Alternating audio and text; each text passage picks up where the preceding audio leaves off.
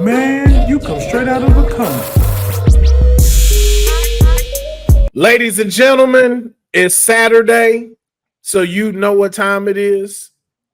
You should know what time it is any day, actually. So, but you know it is time for Straight Out of a Comic Book because it's 9 o'clock Pacific Standard Time, and then whatever time it is over there. I don't have to keep track of the rest of y'all because I only live in one place. But welcome to another edition of Straight Out of a Comic Book, and this is our Father's Day edition. As you know, Father's Day is tomorrow. No, it is not second Mother's Day, so stop calling it that. This is for fathers. This is for the species with beards, balls, and penis that watch action movies. This is for the dads tomorrow. And I feel that we should celebrate them. They should be celebrated. So, of course, I got a few dads on here to celebrate. We have young Deuces. We should be joined by Clint, Coley in a second. Maybe not. You know, all the folks are always busy. So, and then we got another special guest, All-Star Fandom's very own Deonne Moore. First time on the show, Deonne. Welcome, man. How are you feeling this weekend? Man, feeling good, man. I mean, it's Father's Day weekend. I'm very quiet as it's kept, soon to be father. But yeah, Will, thanks for having me. I'll jump into this show.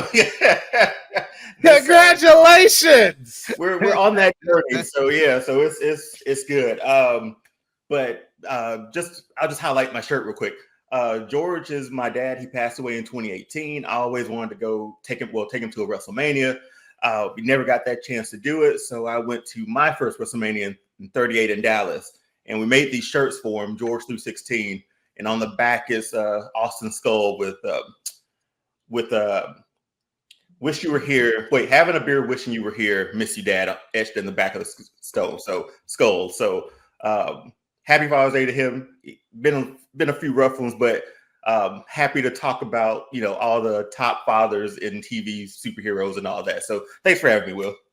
Oh yeah, glad for you to be here, man. And then just to clarify too, let them know what WrestleMania you went to. Oh, 38. So that's Cody coming back. That's Roman and Brock. Who else was on that card? Stone Cold came. Oh, how did I forget that? That's what I'm saying. I like that shirt. How'd I forget? Boy, I tell you, Will, being in a place where that glass broke, like we knew he was coming, but hearing it in person for the first time, and then the night two when you didn't know he was coming back out and it broke. Oh boy, you want to talk about take me back to 1998, man? That's where I was. That's where I was. I heard it. I've heard it one time in an arena, and it is like, you know, not to quote his rival, but it is electrifying. It is wild, man. That echo comes and everybody stands up, man. It's in unison, just everybody at the same time. It's wild. Yeah. Deuce, how about yourself though, man? How you doing this weekend? For your weekend, not you, man, second mothers. Hey man, listen, I'm excited because, you know, my kids, man, these are my geeky ass kids with me, man. We watch anime, we watch comic books, we watch the breakdowns and everything like that. So, you know, I'm just looking forward to spending time with them, just, you know, diving into some anime. We be watching, like I said, my daughter right now, she got us watching Toilet Bound. So, you know what I'm saying, just kind of diving deep into some animes, man, you know what I'm saying? And wait, what is it called? Toilet Bound. Oh, I thought that's what you said. Yeah. It's about a ghost that is bound to this toilet that is haunting this school. I watch it. I'd watch it. Yeah, I would definitely check that out.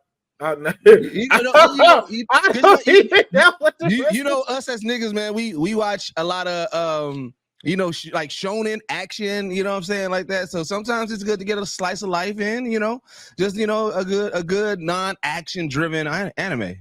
But that also bodes to your skills as a reviewer and as a host, dudes. The way you described it made me want to watch it. Like, had I passed this on Netflix, I'd have been like, man, no, What toilet? No, I'm good. That's my bag. Like, you know what I'm saying? I remember when Kev was trying to get into anime and everybody was giving him suggestions. I'm like, let me give it to him in terms that he likes. And so like I'm like, all right, if you're trying to watch an anime where niggas catching these hands, watch these animes. If you're trying to watch if you're trying to watch an anime where you're gonna follow a journey and this journey may be like the power of friendship, watch this anime. You know, if you want to watch an anime that got a little bit of titty in it, then watch this one. You know what I'm saying? So I give them in our terms so that way people can digest it and be like, oh, okay, I get this. You know what I'm saying? Like if you want some real gangster shit, then watch this one right here. So like that's how I make my list and introduce people into anime. I got you. I don't want to keep y'all too long, just because I know we're kind of going over our time a little bit. So we're going to do just a couple of trending topics that we're going to discuss today, just to kind of go through them. The first one being that, and I just want to get y'all opinion on this. Marvel's Blade has lost its second director, Jan DeMange. Jan DeMange is known for Lovecraft Country. It has said that he has now left the project. He has exited from the project. No full determining reason why he has left, with the exception that it had nothing to do with scheduling conflicts at all. So I just want to know from y'all, how do you feel as far as the current state of Blade is right now, Deonne? I feel like it's never going to happen. Like, I feel like we heard his voice at the end of Eternals, right? Like that was Blade there. That's been a good while ago. Since that, I don't think Mahershala Ali still sticks around for it, because it's been a long process to this point, and they haven't shot a single thing, right? Like nothing's been put to film, right? No. So nothing. And I'm not optimistic, man. There hasn't been one project that came out in the past that has had this many director switches, writer switches, and things like that ended up being good. And so now I'm losing so much confidence in it. I believe that we're gonna get Dr. Dre's Detox before we get Blade. Dang. Like that's how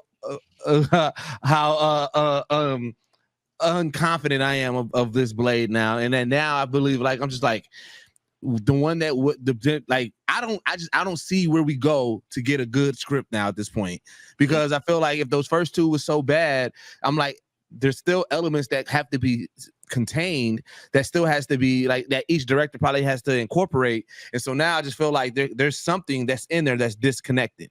There's something that's in there that these great directors that were attached to it that are seeing that, like, nah, I'm out of here. Yeah. And I don't know. I just feel like I just feel like the interest, the buzz around it is dying, and all of these switches and changes is definitely taken away from it.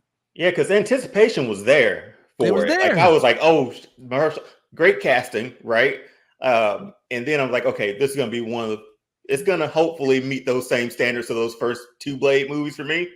But man, I didn't think this has been forever. It's been forever since he put on that Blade hat at that convention. It feels like a lifetime ago. Everything was there. Mahershala, top tier talent, right? We had great directors. It was the MCU's next phase, right? Then when Wesley gave Mahershala the nod, we like, oh shit, the OG fucking with the new, like everything was there. And that's just like, now we just put pen to paper and then put paper to screen. But now it's just like, Oh man. Yeah, man. I don't know how this goes. I don't see what they're gonna do when it comes to this now, because like you said, just two directors, Deuce. Yeah, that's not a good thing. That's not a good thing. And it's either from the creative standpoint that's not coming together, or egos, and I really doubt that it's egos that are making these people walk. So it's really just one of those like, yo, what have y'all been doing that is not allowing y'all to understand, like, is it the Blade lore of how you want to move about it? Like, what's going on from the creative standpoint that y'all are trying to see? Because one thing that I did hear was that Mahershala at first wasn't fully attached to the project. when he saw the first script, because the first script was supposed to be like, no, the first script was cool. Then they made changes to where it's like Blade is supposed to be protecting like this vampire princess. Yeah, I remember reading. I remember he was yeah. against that. And it made him like, because it made him like a bodyguard. It wasn't about him. And so, and that's the thing of just like, I don't, and to Deonne's point, I don't see this going anywhere now. Mm-hmm. I really see this, and I believe somebody said it in the chat, of it moving now to maybe a episodic show or even to a Marvel spotlight. But I don't see this now being a major one, especially with the way that it's moving. It made me question now, and I'll ask y'all opinion. Does in this current MCU, does Blade need a solo film? Man, I feel like Spider-Man popped up, so I feel like Blade could do very similar. Even if you take it back to like the animated series of the 90s, he just popped up and we knew what he was about, right? Or we found out through that what he was about. I mean, because I'm looking at the comments too, and it's episodic show. I'm trying to think about that, but then Marvel just like sort of scaled back like a lot of stuff that they're going to be putting out over the next few years, like to get back on track. So I don't think Blade's in those plans anymore, man. It seems like it's too far out. In the MCU current state where they're at, we don't need a Blade movie. I would like a Blade movie done well, just because of how dope the character is and how dope that story is. It's not needed. Like, to answer your question, Will, it's definitely not needed. It's one of those things where it's like, yo, Blade is dope, and if it's done right, ooh, I would love it. But it's not needed. It's kind of like, you know, we get in all these live action animes, right? And it's like Dragon Ball Z is so dope that like we don't need the live action Dragon Ball, but if they do it right and we get it, oh shit, I'm here for it. Yeah. That's kind of how I feel with Blade. It's like we don't necessarily need it because the original Blades was great, and like of course I would love to see, you know, the more stories and the continuation of it, or just even just where, you know, what you can do with it now with the technology and where we're at. But if it needed, then I'm gonna say no. Yeah, I am in a similar wheelhouse. I know people might give me flack for this, but I do not need a Blade solo film. And here's why I don't need one in the current MCU. And the reason being is Blade has no real dope villains that I need to see. Blade does not push the needle of the MCU to where a solo film is needed. Blade does sit in the category of a Marvel Presents or having him included in a joint feature like Midnight Suns. Yeah, I think his world needs to be introduced first before him. We have not seen the darker side of Marvel, and I don't mean just like the spooky stuff from the witchcraft of Doctor Strange. Like, we have not seen the down grittiness just yet of the MCU, and we can't count Daredevil yet because they haven't made it for this one. That's still considered Netflix. So we haven't seen this side that he's on where it gets like that. And then the closest thing we've seen it to is Morbius. Yeah, and we don't want that world.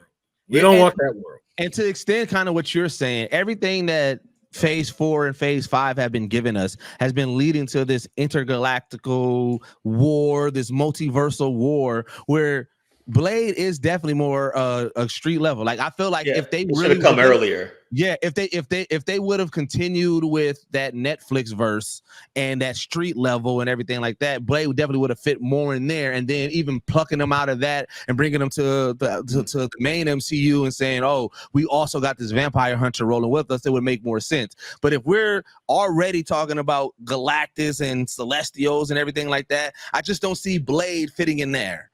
At least, especially without the introduction. And I saw somebody said it too. He do need to make more cameos. Like, okay, granted, we heard his voice, but like right now, the connection to Blade is all nostalgic.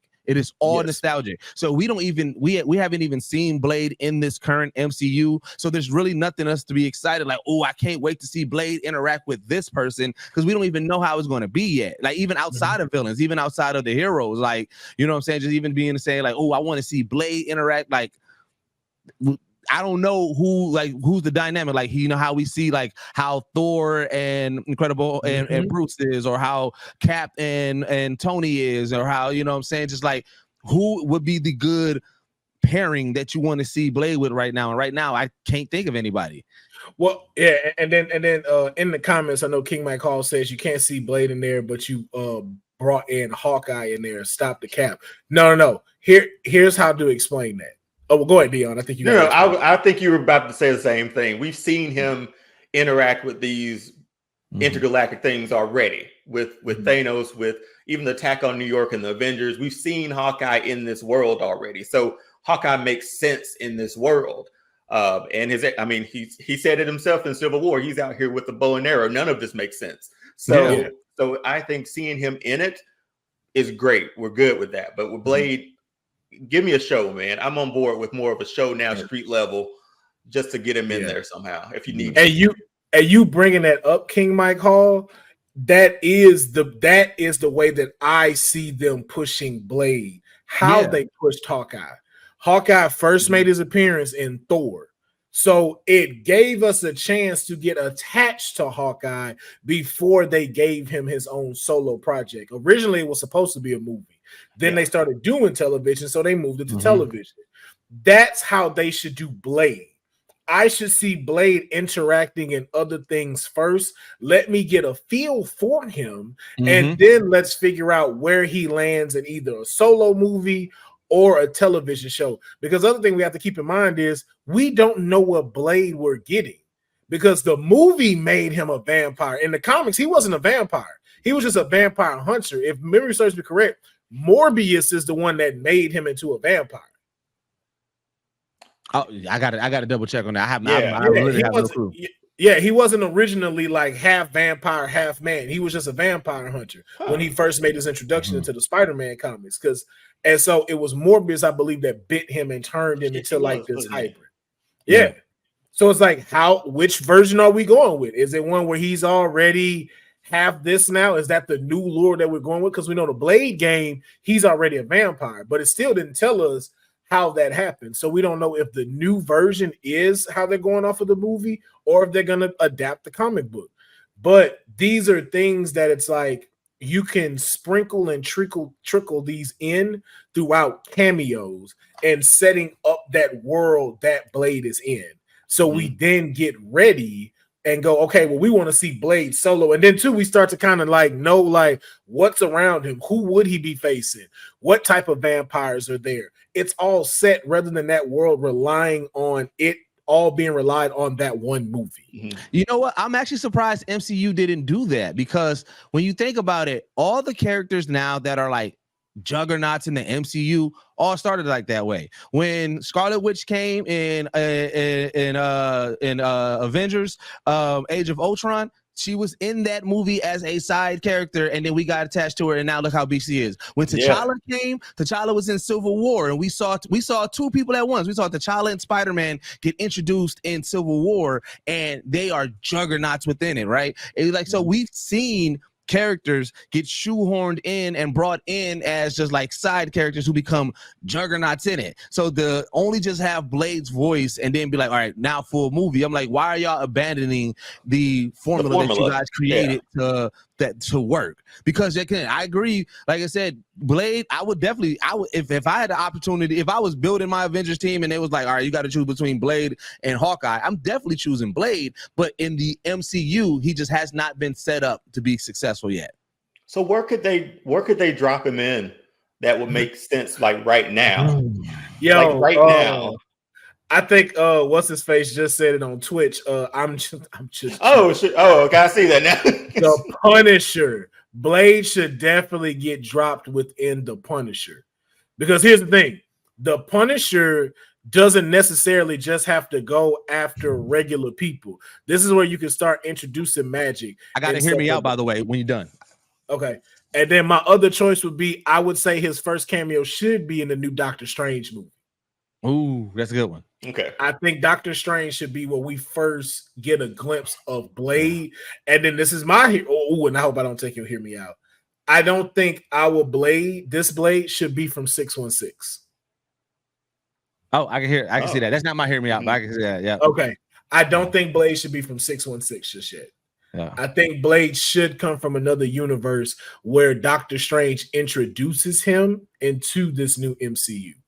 Could be possibly from an incursion that he caused. Yeah.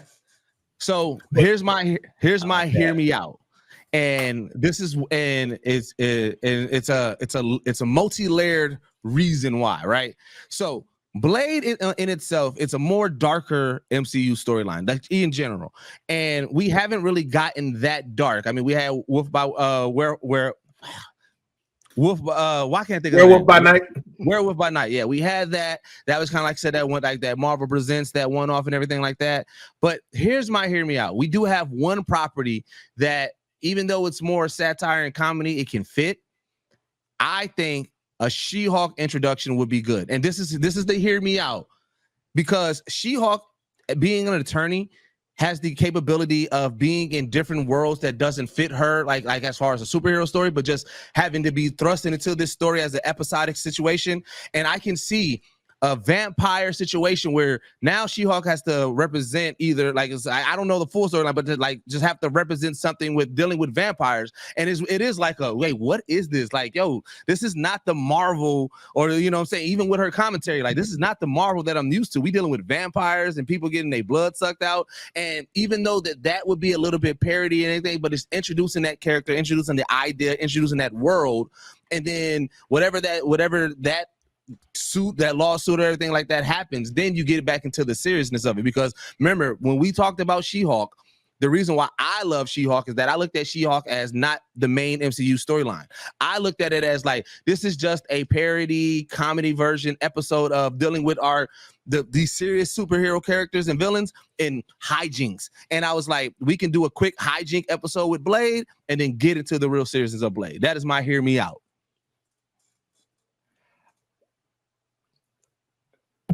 I don't not like it. That was a perfect answer.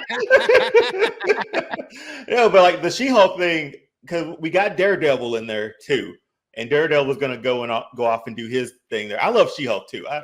It got beat up online somehow, but I enjoyed it for what it was. It was a break from everything else. Yeah, but Blade, any way you can introduce him or drop him into that could probably work. But he's oh man, I like him not being from 616 too, because in my mind I'm like where you been, sort of thing, or like, it's been, how long have we been at this thing? For a while now. Man, I don't know, like if they can figure out a series, I think that's the way for them to go.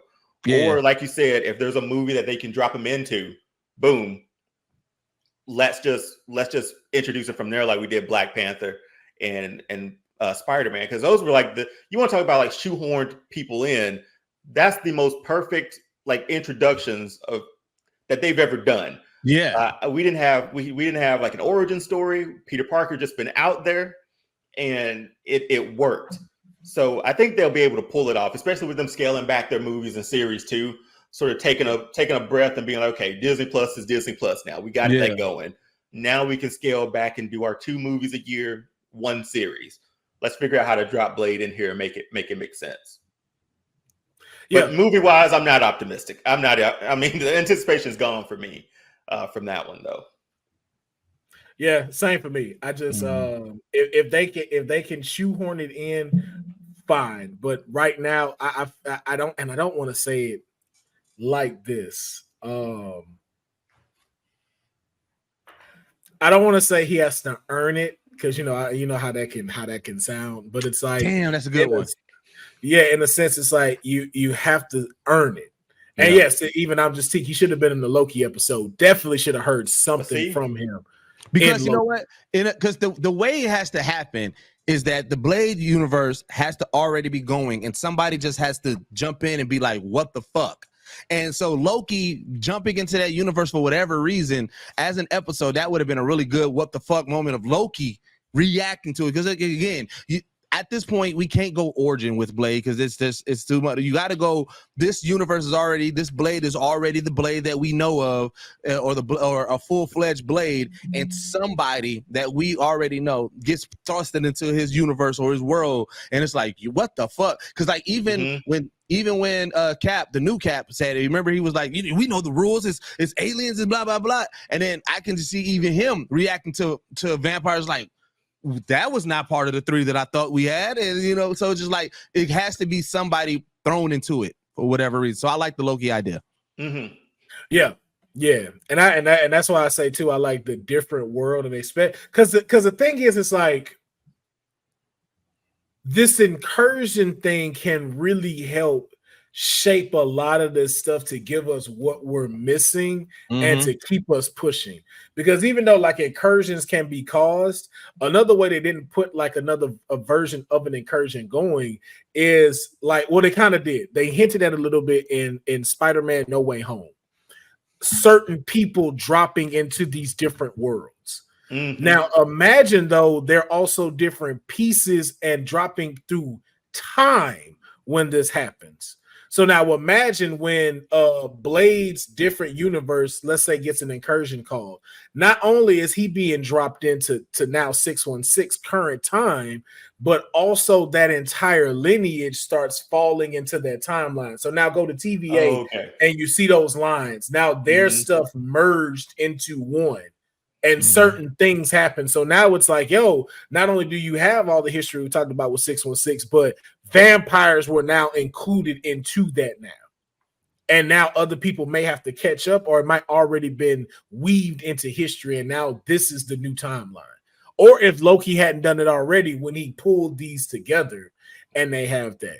But I really think from a different world would help with this multiversal like phase that they're going through. So I just did a quick search because I was trying to say like, who's the strongest vampires like in the MCU? Because what I was thinking kind of like what your idea, like if we do get a Blade solo movie, I feel like the movie itself should not be connected to the MCU. It's like the Easter egg, right? Whereas like whatever Blade is doing in the Blade movie, he ends up having to go fight one of the strongest villains, but he gets like the call where it's like, oh, this villain's actually in the MCU, and now we got to remove you from your block, your neighborhood, your world, because you got to cohere. One of the strongest vampires in the MCU is Doctor Strange's brother, Victor Strange. He dies in a car accident and gets resurrected as a vampire. And we know that, like I said, with incursions and things like that, I can see a situation where Doctor Strange, not knowing that his brother becomes a vampire, and now the only way to stop him is he needs this elite-ass vampire hunter, which is actually Blade, and then that's how you can bring it in. So there is a storyline that could happen there with Doctor Strange, for sure. I think he might be the only one that makes sense at this point in time from MCU. He's probably the only thing, because Eternals, it was what it was, right? But Doctor Strange might be your only sort of, for lack of a better term, portal into the MCU. So and then that could also too, like his brother could be trying to, that's the incursion that's being called. He's trying to blend that stuff in using magic. So that does sit that I like how we've made that sit right there. But that's why I think that works better than, again, like King Mike Hall.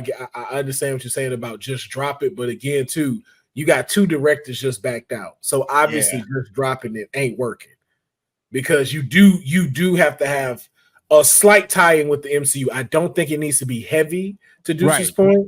But at this point in time, you have to find ways of how, if you're making any of these movies, it has to have some way of where it's going to have its place within the MCU. It doesn't have now, as I say that, it doesn't have to blend into the full story of what's going on in these phases. Like, I know we're trying to get to Secret Wars. I know we're trying to get to Kang and everything, if they're still doing Kang. I'm not saying Blade has to be, it has to initially tie into the story. No. But it has to have some of whatever the ramifications that are going in within the MCU. We have to kind of see that incorporated into the Blade storyline. And I think having him do cameos first, having him put a part of this, and then seeing where that fits, I think would be better, because then it's set up now for us when we have Blade. Because the one thing I don't like, and the one thing I love that they did about Spider-Man, I don't want an origin story. I don't want to see how Blade becomes this. I think we're done with origin stories to a degree, man. You know, especially with the characters that have coming in now. I think we're all tired of it. Yeah. I would love to see Blade in chaos. Like, throw me right in the shit with Blade. Like, throw me right in the fucking shit of like, oh, this what the fuck going on. And hey, Blade. All red letter. That's what I want to see. We had a couple of other topics though, but I think I'll save two of those, like the boys and Star Wars acolytes. We'll save those for another episode. Just because I want Deuce to be able to catch up. Deonne, I definitely want to have you back on here, man. Love having you on the show, bro. Great addition. So I'll definitely keep chiming in with you for your schedule wise to have you in here. One thing I wanted to end it with, just for those that do watch the live, I know we started doing Q&As after. I do have another show I have to be on later, so I actually have to watch this WWE pay-per-view. So we'll have it just started, didn't it? Yeah, it just started. AJ Styles and Cody Rhodes is first in the I Quit match. Yeah, the I Quit match is first. Like, Samantha's literally announcing them right now. So put that on. Yeah, so we'll save the Q&A for later. Just a quick thought in your opinion on something that was put out, and then we'll get out of here. Professor X named Storm the greatest hero of all time. Hey, I love it, man. Listen, the one thing I love about X-Men 97 is that this was one of the best portrayals of Storm that we got since the comics. Like they put respect on her name, you know what I'm saying, as the omega level mutant that she is, as the fucking goddess that she is. So yeah, no, and for another once top strong greatest mutant as Professor X was, depending on what comic book run you're looking at, I respect him saying like, hey, Storm got it. So hey, I'm with it. I ain't got no quarrels against it. Yeah, same here. I mean, you can tell me anything I didn't already know.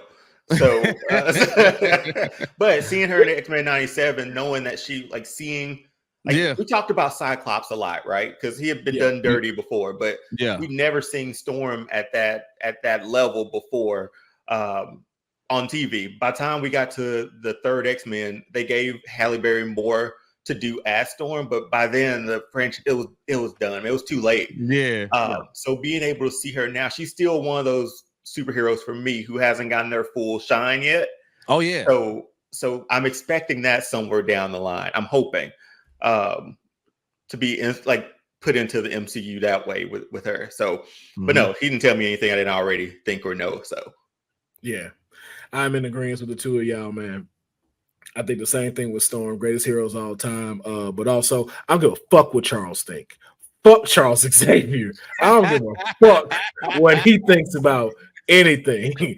I was like, I like this whole lineup except this first part. Professor X, fuck Professor X. That motherfucker toxic as shit, bro. Hey, is this based off the 897? Is this based off the recent? No, yeah, he was. Charles ain't shit, bro. Charles is toxic as fuck. It didn't hit me in the face as much as it did before this 97. I was like, my God, like, you really ain't shit, man. Like, that's how I was watching. You created Phoenix. Like, you made Phoenix, bro. And even with like Magneto, you knew Magneto was right. Not even in the 97, but with a majority of these comics, you knew this dude was right. And you still kept trying to pitter-pat this shit, bro. Like, you are toxic as fuck. You done died several times, came back. You didn't even flip script and went evil. And you got a child you don't take care of. He is a no shit father. That's why I'm like, how Magneto a better father than you? So we ain't celebrate him this weekend, right? Like, nah. I'm glad. I celebrate him as much as he celebrates a walking marathon. That's how much I celebrate. Oh, Will, come on, man. That's how much I celebrate Charles, man. Put the brakes on that man Wills and leave him in the room. Fuck Charles Xavier, dog. That nigga ain't shit. He got my nigga damn to kill. For the longest, we said it was always Charles Xavier and Magneto was Martin and Malcolm. Come to find out, Charles Xavier is more Dr. Umar than Martin, bro. Yeah. Big facts. Big facts. Big facts. My brothers and sisters, man, we need to stay as a coalition of the X-mutant gene and us will fight for brotherhood and supremacy. Do you understand? They're like, just what do we do? Well, first of all, you need to buy my book. You need to move into my house. Oh my! You're gonna have to pay a little rent so the coalition and the revolution can begin, my brothers. Like, say, wait. I thought you all about mutant kind. He said, I'm all about mutant kind. Why are you marrying this alien? Hey, don't worry about what I'm doing, brother. Hey, brother, man, look. Don't worry about what I'm doing, what my I'm brother. doing. Don't pontificate on what it is that I'm doing out here in these celestial streets.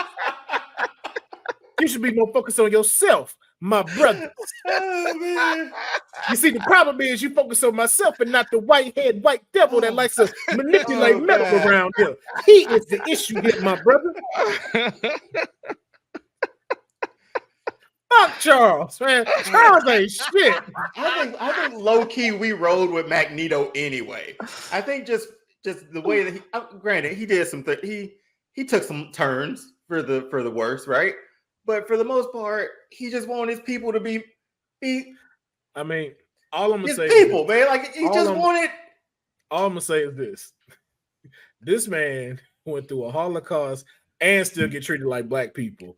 If that don't make you want to roll with Magneto, I don't know what. Because for some reason, when normies call people mutants, it sounds like the N-word. I'm like, dang, you went through both. Yeah, like, you definitely know. Like, hey, bro, these people ain't shit. These people ain't shit. I'm letting you know that now.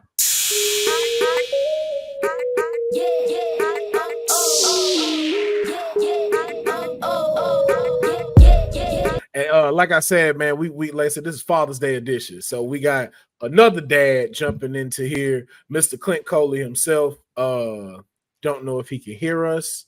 Oh no, he was waiting to give himself an introduction. What's going on, Clint? He gave us the 1 second finger. Okay, that's what I didn't know if he was acknowledging his tribal chief, but giving me the 1 second. But yeah, man, I do have a question though before we get into best fathers. And I want to know if this is true or not. Father's Day, I feel like, is not celebrated the full day. Like Mother's Day it breaks in sections. You got the breakfast in bed, the presents being given, the time where she kind of has to herself to watch like her 11 afternoon show. Then y'all go out for lunch, and then it's like the adult time Mother's Day dinner. I feel like fathers are celebrated on Father's Day from 7 a.m. to 11 a.m. And then your day is done. It's back to the regular day. So you know what? I used to be on that wave, but as a father, you know what I'm saying? I had my oldest son young. So, you know what I'm saying? As a father for 18 years now, you know what I'm saying? This is what I realized. As men, we are very simple creatures because you know what is a good time for niggas? If all y'all niggas came to the crib and we was chilling in the garage, and we had some beers, some drinks, maybe some cigars, some smoke, and just chopping it up, talking shit, that's a good ass fucking day. You know what I'm saying? So when as a father, like, yeah, you know what I'm saying? Wake me up, give me some breakfast, whatever like that as a family. But a lot of the times we want to be left alone. A lot of the times we just want to chill. And that's a lot of the times that's the best thing about when I go see my pops on Father's Day, he on that grill. As soon as that grill done, we just chilling, watching the game, drinking, talking, smoking. As a father, bro, I get it. Like, you know what I'm saying? Moms get the big bells and whistles, and I used to be on that wave. But now as a seasoned father, I'm like, bro, I don't think I would want any of that. I don't want to have to get dressed. I don't want to have to get dressed on Father's Day. Let me put on my hoochie daddy shorts. Let me put on my motherfucking geek set tee. Let me chill out in the back. Let me smoke and drink and let's talk. That's all I need. Yeah, I'm just thinking back to like my dad. Like I'd give him his gift in the morning. Like we still like go to church. They have like some sort of Father's Day, not as big as like a Mother's Day program at church. I'd get up, probably say something about him. We go home, eat, and I just give him the TV the rest of the day, or just leave him alone for the rest of the day. Like his chair, he falls asleep watching Westerns out. That's it. Like that's a perfect day for him. You know, like just Gunsmoke, Lone Ranger, name it. He watched it. And so I think my biggest thing was like I gave him his gift, love you, Dad, and I was like, enjoy your day of doing nothing. That's it. He was happy and content. I feel that. I feel that there. I'm not a father that I know of. God. You know, but I would have to join the group and saying the same thing. Yeah, like if it's Father's Day, like I'm good. Just give me a hug. Give me my. I think the 7-11 is perfect for me in that time frame, like from 7 a.m. to 11 a.m. It's like, yo, we can have that celebration. We can even sit and watch some stuff together. Like, yo, let's let's watch one of my favorite movies, and I'll let them pick to think which one is my favorite movie, and we'll watch it and just have a good time. And then after that, just like you said, like I'm good. Like I'll maybe go barbecue something and everything like that. And that'd be it. So, but that's for us being laid back. But I will say this though. I feel like fathers should still be celebrated. So as we're okay with it, let me tell you mom something. All right. And let me tell you little punk ass kids something. All right.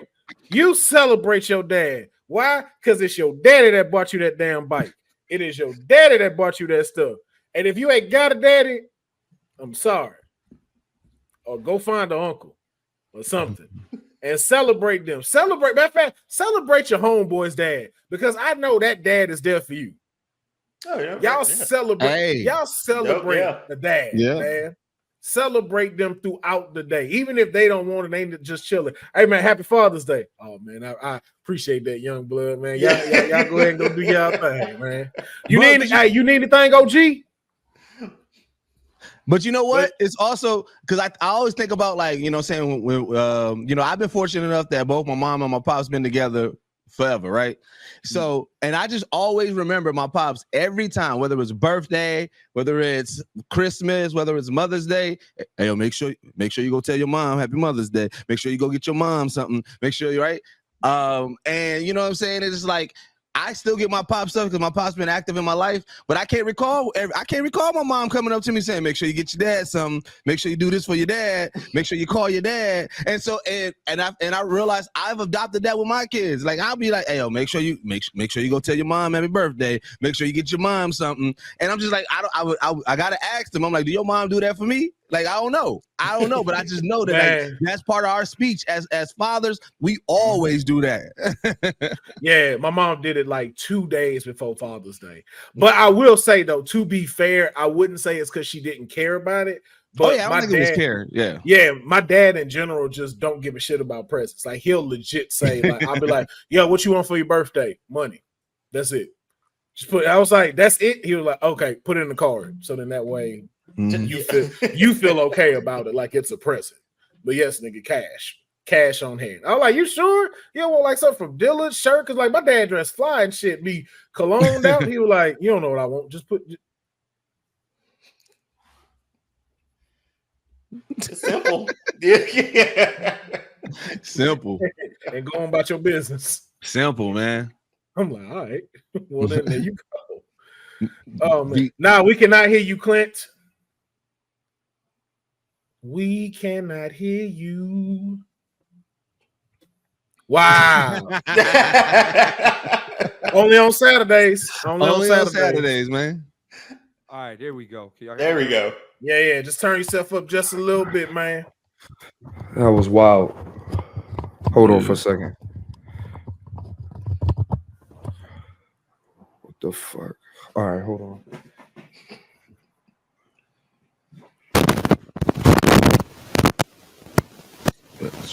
All right, can y'all hear me better? Can you hear me better? Oh yeah, we can hear you, G. Yeah. All right, do y'all need me to, Will, you need me to turn it up more or? No, I would even say, hold on. There's like a little static in it now. There's a little static in it. Yeah. There it goes. But he unplugged. Oh. Said, there you go. Nah, because yours fixed like that. That's how I'm like, oh, there it is. All right, is it still static? Nah, you perfect. Nah, you perfect, man. Yeah. All right, cool. Welcome to the show, man. We Father's Day edition. We were talking about how Father's Day is from 7 a.m. to 11 a.m. Yeah, we said that last night. Yeah, and stuff. And Deuce was giving us and Deuce was just giving us, like how, most fathers are nonchalant. They don't really care about the holiday like that. Like, just show a little love, and then I'll go do the stuff on my own and stuff. Listen, Deuce hit the nail on the head though. Or no, I think it was you that said it, Will. Like my dad didn't give a fuck about Father's Day, man. Like every year I'd be like, what you want? He like, nigga, nothing. Like my gift is the fact that you and your sister are doing well. Like I don't give a fuck about none of that shit. Right. Your sister's not on the pole and you ain't strung out on drugs somewhere. I'm great. My dad ain't never said no shit like that. Wait a minute. My dad definitely said wait that. A minute. Man. He was like, y'all not. Like that. Yeah, my dad, he just didn't give a fuck about Father's Day. And you know what? I got the same sentiment. You know what I mean? Like I'm gonna be honest with you. I bought myself some gifts. I bought myself a watch. I bought myself some trading cards. I bought some new AirPods. Like, yeah, dog. I'm like, fuck all that. You know what I mean? Shit, and of course, my birthday's in the same time frame as Father's Day. So, I think that should be also a rule added to Father's Day. A father should be able to go get anything the fuck that he wants. Like, and your wife spouse, whatever, can't say nothing. Except pussy. You can't get that. Except I forgot because you can pay for that. Not except I was more into like, hey, I'm finally finna go get that PS5 I wanted. I'm finna go. Exactly. Now don't do no big shit and go get you a Hemi Dodge truck, bro. I don't mean that. Don't be like, Will told me I can get whatever I wanted because it's Father's Day. No. Just get I got myself I got myself some vinyl records. Like I spent maybe like $300 on myself. There, I'd say like $600 is the minimum, is the cap. Yeah, and then I bought some Jason Mark shoe, like the shoe cleaner, the kit though, like the one where you can put the shit in the laundry and all that other stuff. Because me and Anaya, we clean our shoes together. That's our thing. So I'm gonna take it to the side today, and we're gonna wipe her a couple of sneaks down, make them look nice. You know what I'm saying? Like that's our thing, you know what I mean? I like Father's Day, you know what I mean? It's cool. And this Father's Day is a little different because y'all know I'm having my first kid. So, I don't want to say my first real kid, but you get what. Congratulations! This is the first motherfucker I made. You know what I mean? Yeah, right. Man. Yeah, man. I admire everybody that be cleaning their shoes and stuff like that, bro. I have slight PTSD about that because I didn't get it. Like, all my dad did was buy fly sneakers for me, but I still had to go outside and play. So this was the struggle. This was the struggle. Like, wait, what are shoes for if not to get fucked up while I go play? Did you not have your outside shoes though? Like everybody had outside shoes, right? All of them will fly. Even the Payless shoes will fly. Yeah. Even the Payless shoes will fly. And however, so it's like, go ahead, Deuce. What I was gonna say, for me, the whole reason why I always clean my shoes is that because, nigga, I grew up where I'm from, roasting, ribbing, gunning, whatever you want to call it. That was the top tier thing in my whole life. So if your shoes was dirty, nigga, they was on your ass. And so I'm and you know what I'm saying. So I'm fighting against that. Like, nah, I'm gonna make sure my shit clean. Well, only one reason why I was okay with not having that was because I've been, like the size of a retired linebacker all my life. That's how I like to describe it. I don't like to say I'm fat. I'm built like a linebacker that retired. Is still there, but he lives by Cane's and Popeyes. And so some of that filled that way. It's kind of where you gotta when you button up the tuxedo jacket to see if it's good before you go to the Hall of Fame. That's me. And so kids were always scared I'd sit on them. So I'm like, you ain't gonna roast my shoes. I'll sit on your ass. I heavily leaned into that. I was just like, either this could piss me off or I could lean into it. They be like, man, don't get he go sit on you. You piss him off. You fucking right. You fucking right. That's funny. I'll drop all this on your chest. You fucking right. Man, say something real quick. This is off topic, but on topic, real quick. I posted, Carlos gave me some advice about being a dad, right? So I posted a picture. This chick gonna say, you having a baby? I'm heartbroken. I don't even know who this bitch is. Like, you can't be, and like 5 other bitches liked it. Now you got me, you got me out here looking crazy, bro. Hey, yeah. And here's the thing: it's not gonna stop. Every time you have a baby, it's gonna happen again, bro. I don't know why. I don't know why, but bro, that shit happens all the fucking time. The first one is always the worst because that's the one. Everybody, there's sages of it. There's gonna be them chicks that was like, damn, I wanted to be your first baby mama. Then the second one is like, damn, I wanted to be the one like, okay, I can at least get a chance to get up in there and be around Clint, maybe at least be in his life. Then you had that third one, it's just kind of like, oh, if it's with the same baby mama, it's like, oh no, that nigga a family man. Like, y'all got a registry. I'll send some diapers. Like, man, I got a few of my old work trying to talk about they want to send shit. I'm like, no, you don't. You accept all that. No, you take don't. All that. You can't do that. All that. Well, you trying to get this nigga. Hey man, hey, look. If you get the baby, oh damn, I forgot Toys R Us ain't here no more. Never mind. I'm so sorry. I was about to get you fucked up. Yo, there is a Toys R Us in Dallas Airport in DFW. There is a Toys R Us. I just want y'all to know that. Oh, okay, because I used to work there, and at Babies R Us, like you can set like the baby registry to anonymous, so whoever buys it, you can have it to where nobody knows who bought that gift. I like that. Yeah, I like that. Yeah, I like that. Oh, I do this. I do. That. That's when I knew Babies R Us was for white men that cheat on their wives. Actually, I need that. I need that. That's what I knew. I was like, oh, I know what this here for. Okay. All right, man. But Clint, I know you got a hard out on this episode, so man, let's go ahead and jump into. Oh my God! What? Oh man, a hard out is quick. Come on, man. I'm immature, bro. Yeah, I didn't say hard on.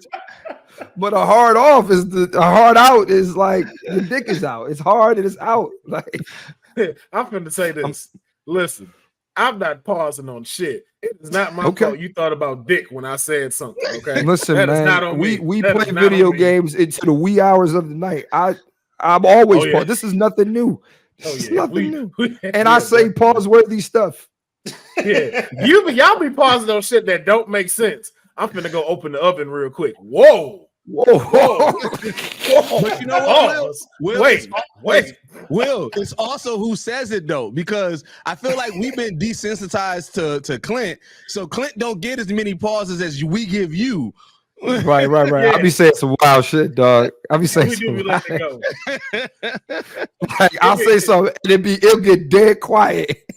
It get to the point. One point, and then Clint said something. His daughter was in the back, like, "Hey, yo, Paul."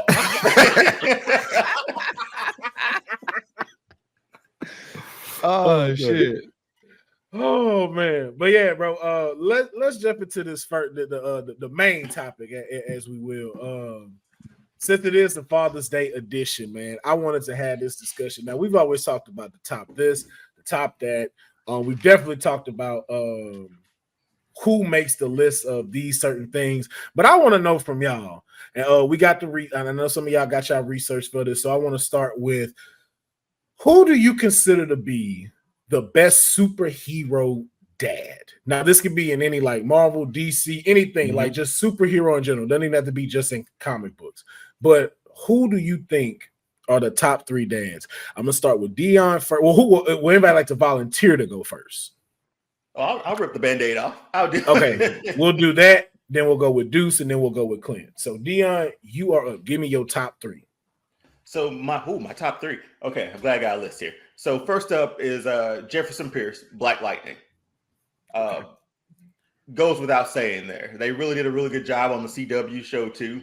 And to have two kids who are superheroes, and one joined, who was it? Was it Thunder who joined the Outsiders, and then Lightning was like recruited by the Justice League.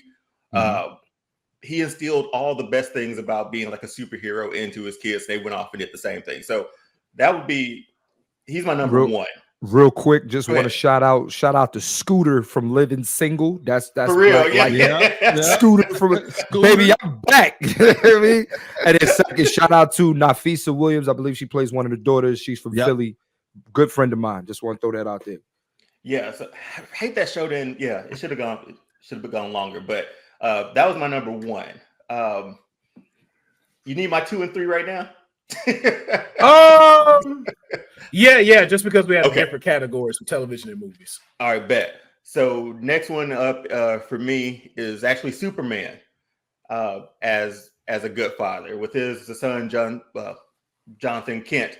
I went back and forth because I was like, I kind of want to say like Jor-El because he left like these mixtapes for Superman to go back and you know he instilled all the stuff about being a good human and stuff. But no, Superman learned all that from Jor-El and Jonathan Kent too, his dad. So I put Superman at 2. Number 3, I went back and forth. It was either Batman or Odin, and I only put Batman because of the Bat family, and he's taken in all these orphans, and he finally had his own son too, with Damian that he knew nothing about. But those were my top 3. I know I feel super cliche going Superman, Batman for 2 and 3 though. But Jefferson Pierce was by far the number one and the only one I thought of when it came to like a true dad in comic books that I could relate to, and the one that I found like, hey man, he loves his family. I did have a beef with his in the show. His wife was like, you know, don't be Black Lightning anymore. But our kids are taken. Go be Black Lightning now. So that I was back and forth with her on that. That was the most confusing shit ever. You can't do this anymore. When are you putting a suit on? Our daughters are out there. Wait a minute. See, this ain't working. This don't make no sense right now. So not to take up any time, honorable mention, I had Ben Parker and Alfred as father figures too, but they weren't superheroes. Yo, Alfred is the greatest Batman villain of all time. Wait, how? You've never heard this story about Alfred? Yeah, it's a dark story. Man. It's a dark story. So Bruce Wayne is actually Alfred's son. Yep. Like him and Martha had an affair with each other. She got pregnant. Some Elseworld sort of. No. Like we don't know if this is real, but it's just like a theory that like that's actually like Bruce Wayne is actually his kid, and so she wasn't finna leave Thomas as she stayed with them, and so Alfred plotted against them this entire time, and he's the one that actually killed them, and then raised him up to become Batman. Out of spite for not being able to claim his child. Like it drove him crazy. Oh my! And they say that like I thought you were gonna go to the other theory that he's actually secretly Joker. That one, yeah. Because I thought you was gonna say it right after. Deuces. Yeah. Oh shit. Yeah. Oh. I've never heard those. I never even thought about him being a villain, but I guess he was always there, right? He was always. It's just a theory. Because they say they was like the Joker don't ever try to kill Batman as much as he hate him, and it's really Alfred trying to like his twisted way of spending quality time with his son.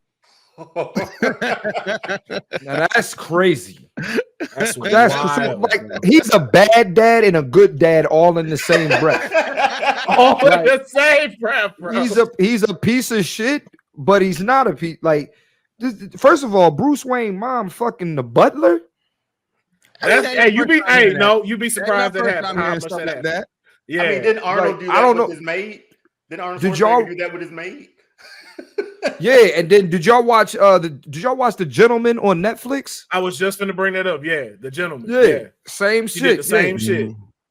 She fucked the Juggernaut. That's why. That is definitely the Juggernaut. You guys are gonna send me into a rabbit's hole tonight on just Alfred theory. So I appreciate that. Oh yeah. Oh yeah, most definitely.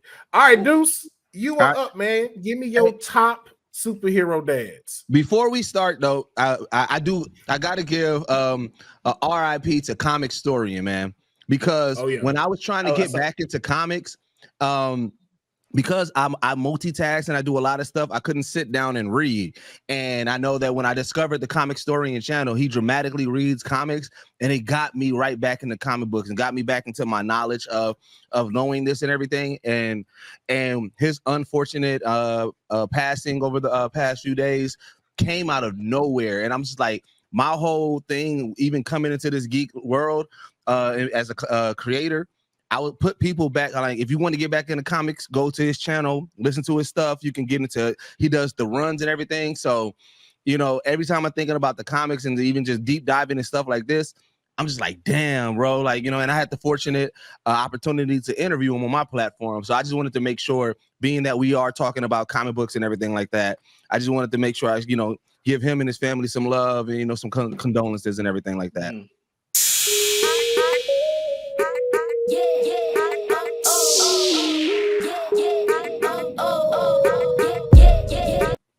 All right. Man, so respect. With that being said, my numero uno, without a shot of a doubt, like not even close. And I saw somebody in the comments said they have thoughts about it. Batman Bruce fucking Wayne is the best fucking comic book dad, and here's why. Not only did he have the Bat family, but he had a whole son that he did not know about, not to his doings, that the baby mama didn't let him know. And then when she got sick of his shit, she brought him and dropped him on the front step of Bruce. And Bruce at that time could have been like, he had enough money to be like, I can send him away and somebody else can take care of him. But nah, what he did, he said, all right, fuck it. I'm gonna bring you along. Not only I'm gonna bring you along, he was like, I'm not even gonna try to change you. You like 12, 13 right now. You got your whole personality. I'm not gonna try to make you who you not. So he's like, all right, shit, you wanna go kick it? Let's go kick some of these villains' ass. You want to go play catch? We can go play catch. Let's go catch some of these fucking villains. I'm going to make you part of my family, and I'm also going to make you part of my superhero family, and we're going to roll together, and we're going to spend quality time. I'm going to be an active father in your life. And yeah, Batman Bruce Wayne is the best dad because he didn't hold any secrets from him. He showed him his secret identity. He showed him the rich life, and he was like, hey, you like fighting? I like fighting. You like beating niggas up? I like beating niggas up. All right, let's do this shit together, father and son. That is my number one. My second one is Barry Allen. The Flash, Barry Allen, once he found out that he was going to die and not be in his kid's life anymore, he spent his whole life trying to fight against that one event. His whole drive was, I need to figure out how I'm not going to disappear out of my kid's life because I don't want to do that. I want to be an active father. And he spent his whole life battling against that to do that. And then lastly, I got to go to T'Chaka. I get it. T'Chaka did everything that he can do to try to show T'Challa, like, yo, all the other fuck shit, don't worry about that. Worry about Wakanda, worry about this pride, and let's push. You know what I'm saying? And, you know, he may have been a badass uncle. He may have been an ain't shit uncle, but as a dad, he held it down. So those are my three. I can see that. I see that. I'm gonna say T'Chaka said in the ancestral plane some shit that I'll never forget, man. And you know, me losing my father around the time that, well, they didn't come out at the same time, but it was like within a year of each other. But I'll never forget. I mean, it's during the pandemic, you know what I mean? My dad had just passed, and the nigga said to his son, he said, he said, have I ever, he said, a dad that's not prepared his son or for his child for his death has failed as a father. Have I ever failed you? Nigga, I was a puddle. Have I ever failed you, nigga? Man, I'm getting chills thinking about that. That's a bar. That's a bar. Have I ever failed you? Yeah, that's tough right there. Man. Even if you have it, you just like, whoo, like what you say to that? Like what you say to that, man? I think T'Chaka probably that. Like I know we have it rated for like 3, 2, 1. But yeah, bro, I think that's the strongest one on your list, Deuce. It's T'Chaka, bro. Like, oh yeah, I'm not mad at it. I'm not mad at it at all. Yeah, that is whoo. Woo, man, Clint, you got me thinking about it. He said, just how said, yeah, right? hit him on the face like this. My son, like, Mhm. oh man.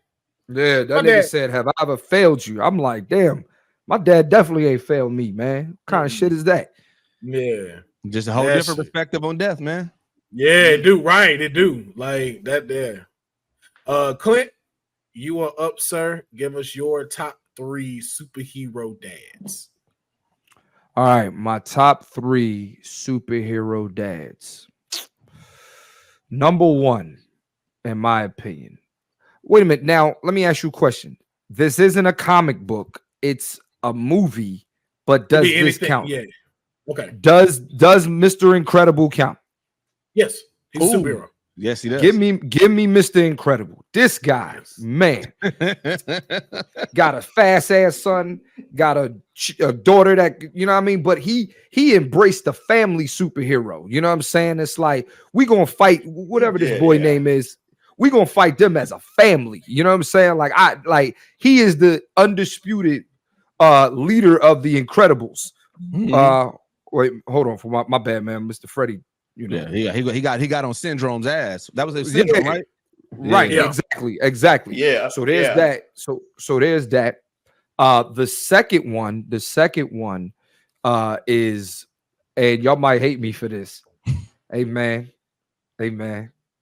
Thanos was a good dad, dog. Oh I man, ain't mad at it. I'm not mad at it. Hey man, Thanos is a good dad. Now look, man, you can say whatever you want about what he did to Gamora, but he trained him and Nebula to be killers. You know what I'm saying? Him and Nebula, Gamora and Nebula were some killers. You know what I mean? And he was a stepdad. That ain't even his real kids. He may have killed the parents and adopted them, but yeah. I volunteer. I'm still alive. Right. Not anymore. I volunteer to be the stepdad. Wait, what? You can't kill the parents? What you doing? Right. And then he was like, though. then he was like, guess what? Y'all all my children now. Fuck that. Right. Yeah. Right. It is wild because, like, you look at him, just take Infinity War for example. He really did love Gamora. Like, the fact that, he really did. Like, he turned around and those tears were going. You were like, I'd be damn, man. I gotta do. And like, here's the thing: if he sacrificed anybody else, he's not getting the Soul Stone.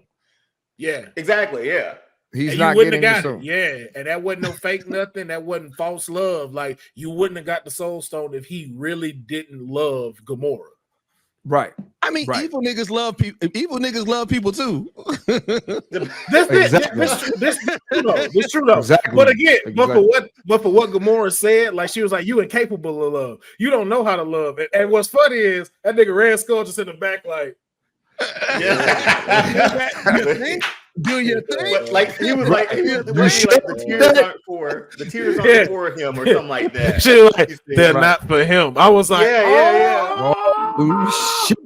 When because you immediately got it when he said it. She was like, tears, they're not for him. And I'm like, she understood too, real quick. Right. Yo, toss her off with no hesitation. And then my last one is a tie. Can I give you my tie? The first one is Reed Richards, only because this guy, he's a lineage, right? He is the linchpin to what's going to happen in the 31st century. Reed Richards got to be a good dad. All these motherfuckers is smart. His whole lineage got to be smart. You don't just skip, like, because how far in the future is Kang from Reed? 31st century. So it's like, so that's about 1,000. I want to say that's like great grandfather. Yeah. So you got 1,000 years is more than a great grandfather. That's a dynasty. That's a dynasty. You got a dynasty of smart ass motherfuckers. You know what I'm saying? And then the second part to this, the second tie, or the second one, is Tony Stark. Man, when he was talking to Lil Morgan, boy, and then he said, "I love you." Yeah, man. Yeah, man. Yeah. And then left her a little video and and then saying, "Yo, part of the journey is the end," and I'm like, "Oh, come on, yeah, man. Come on, yeah, dog. no, man, come on, dog. Don't. Then the nigga asked her if she wanted a cheeseburger and shit. Oh, that broke me. That was what got me. I was gonna say, let's not forget, there was a moment that he retired so he can live a family life. He fought everything in his power to not have to create time travel. He didn't want to do it. He didn't want to do it. He didn't want to do it. He was like, he could do it. He said, I know I can do this, but I don't because I want this family life. He said straight up, he said, I don't give a fuck what happens. I can't lose that. I don't give a fuck what happens. And if it come down to choose between y'all and them, bye-bye, bye-bye, Hawkeye. Bye-bye, Hawkeye. Peace out, y'all. It's like, can't help you. They're like, you can stay, have some ham sandwiches, and y'all get the fuck out. You remember how like nonchalantly he found out like he discovered time travel too? He's like, I did it. Did what? Discovered time travel. Like it was just nothing almost, but compared to what Pepper was talking about, we was like, we doing some trash composal type stuff. He's like, I figured out how to travel through time. Just throw that out there. Right. I don't know if you wanted to know, but yeah, I figured out how to move through time and space and get everybody over there, including Hawkeye. For some reason, he want to come. Yeah. Oh, he was a pretty good father figure to Peter Parker too in that whole thing too. Like, I don't think Peter like getting snapped or coming back hits as hard if they don't have that relationship between the two of them. So I think that's what. Yeah, it is a good pick, and I think that's why that Iron Man and Robert Downey Jr. is so loved by that because for 10 years you watched his evolution. Like by the time it ended, you didn't see the playboy who had fucking a portable bar in the middle of the desert trying to sell missiles. Right. Like you didn't see that guy no more. It was just like, yo, you consistently saw his evolution from understanding the weight of the world to even being able, like to your point, Deonne, like I saw that big change in Spider-Man Homecoming when he was talking to Peter, when you could see like, yo, this dude understands his mistakes, understands the mistakes of his father, and is doing his best to try to rectify not only just for himself, but for the future of heroes that are going to be here. And I was like, I see why we mess with him. Because I didn't give a shit about Iron Man before the MCU. I thought anybody did. Let's be honest. Iron Man was dead. Really did. Bro, all we thought was, all right, his costume is fire, but other than that, it was like, you know what I'm saying? Like Iron Man wasn't, and yeah, the MCU, out of all the characters that they introduced us, dude, like they did their big one with Tony Stark Iron Man. Like that was the perfect anchor for that and everything, like for like the whole MCU saga. Oh yeah. No, it really was. So I have my picks as well. So starting off, I'm gonna go with Luke Cage. A lot of people may not know. Yeah, see, a lot of people don't know about that. Luke Cage actually has a daughter with Jessica Jones. Yeah. And her name is Danielle Cage. And when I say like he does such a fantastic job in raising her, and like, because again, like you already know like what he stands for, and we've even seen like in the comics where sometimes like he kind of switched to being the bad guy a little bit, just like the gangster of the city and stuff. But he does such a fantastic job at raising her, like putting her first, showing her like, like what is right, what is wrong. And it was that perfect balance between between him and Jessica Jones. So much to the point where like their daughter becomes Captain America in one of these multiverses. Oh, like, damn, I ain't read that one. Yeah, that's fine. Yeah, she's actually Captain America and stuff. So I'm just like, yo, you got to be a dope ass dad for your daughter to pick up the Captain America shield and be running around here. And she badass too, because I think she can fly and all kind of other stuff and got like superhuman strength and everything. So I just think like that's a dope way, like especially everything Luke Cage went through to be one of my top dads. Another one I have is Wally West. I think Wally West is a phenomenal dad just because of how he deals with his kids, because even as kids they had powers. Yep. So like to be there from there, like, unlike, like Barry trying to avoid it, like not being there, he got to actually be there from like their infancy and every stage of them growing up and transitioning them into becoming the new Flashes and stuff. So I just thought that like to be able to do that, fight crime, and then come home, that's also kind of like on some Mr. Incredible stuff. And so I just think Wally West is a dope dad, just because like even like his kids are just, like if like the new Wally West Jr., the one with the yellow suit, I forget his name at the time, but they dope. So it's just like it's cool to see them have a 2-parent household of like a lineage. Like I said, like this dude made a dope lineage and they consistently going. And then kind of like Clint, not kind of, but just like Clint, I have a tie between the other two. MCU Scott Lang. I think Scott Lang was a dope. No. He was definitely a dope dad, man. Yes, he was. Yeah, I think he was a dope father. Matter of fact, I'm gonna just leave him, and I'll make it an honorable mention for the other one. Yeah. Scott Lang was a dope dad. Like I forgot about Scott Lang. I know most do. Yeah, most do. And I'm just like, he was a dope dad. We ain't even got to really explain. If you'd have seen the movies, you know why. Yeah. My honorable mention is Magneto. Magneto is a dope dad. Like, you got 2 of the most fire children, 3 of the most fire children.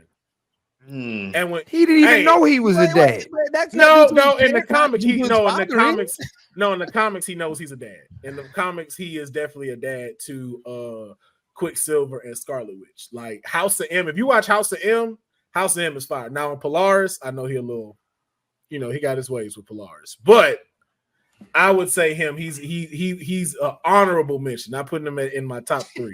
He's an honorable mention. Just because you made some dope ass kids and you did technically kind of raise them.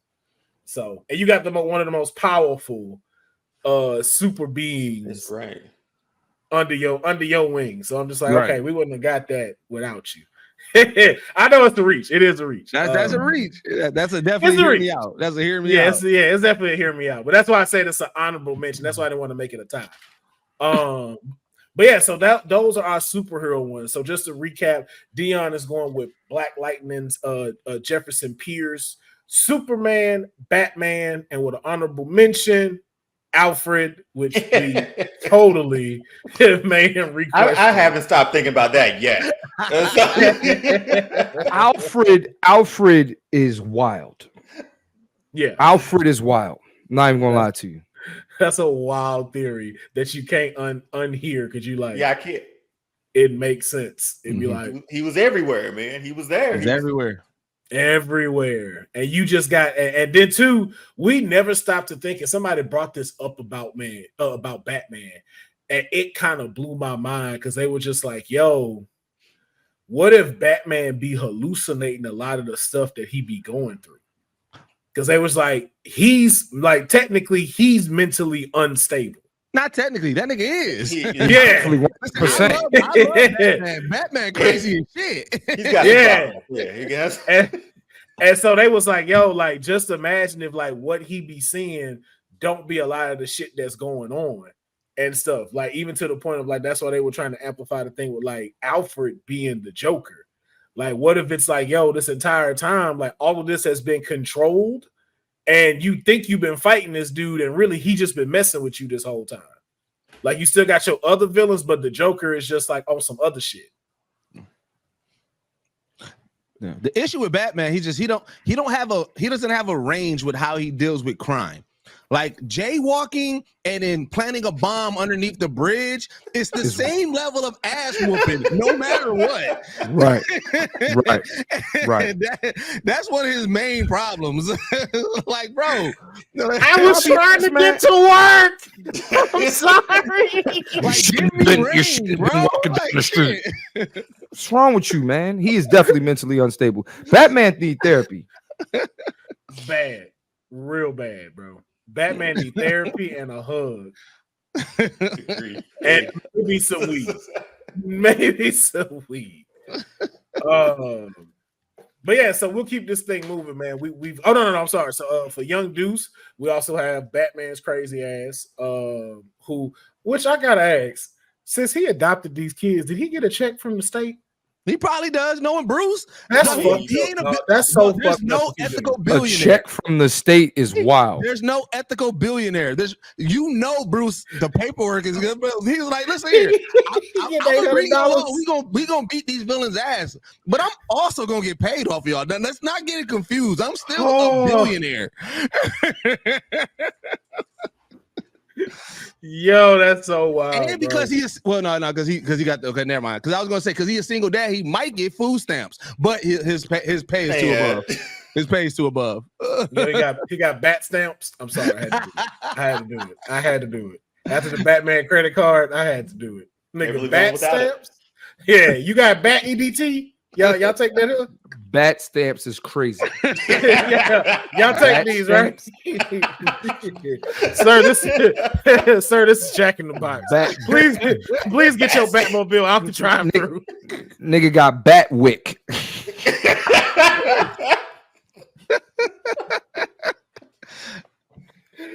Nigga got bat wick. Hey, but we do gotta talk about his marketing, bro. That nigga he marketed the shit out that bat. Everything is bat something. He got the bat wing, the bat jet, the batarang, like his marketing is on point. Hey, look, listen. If we being honest, we know there's a bat dildo somewhere. Has to be. Somewhere.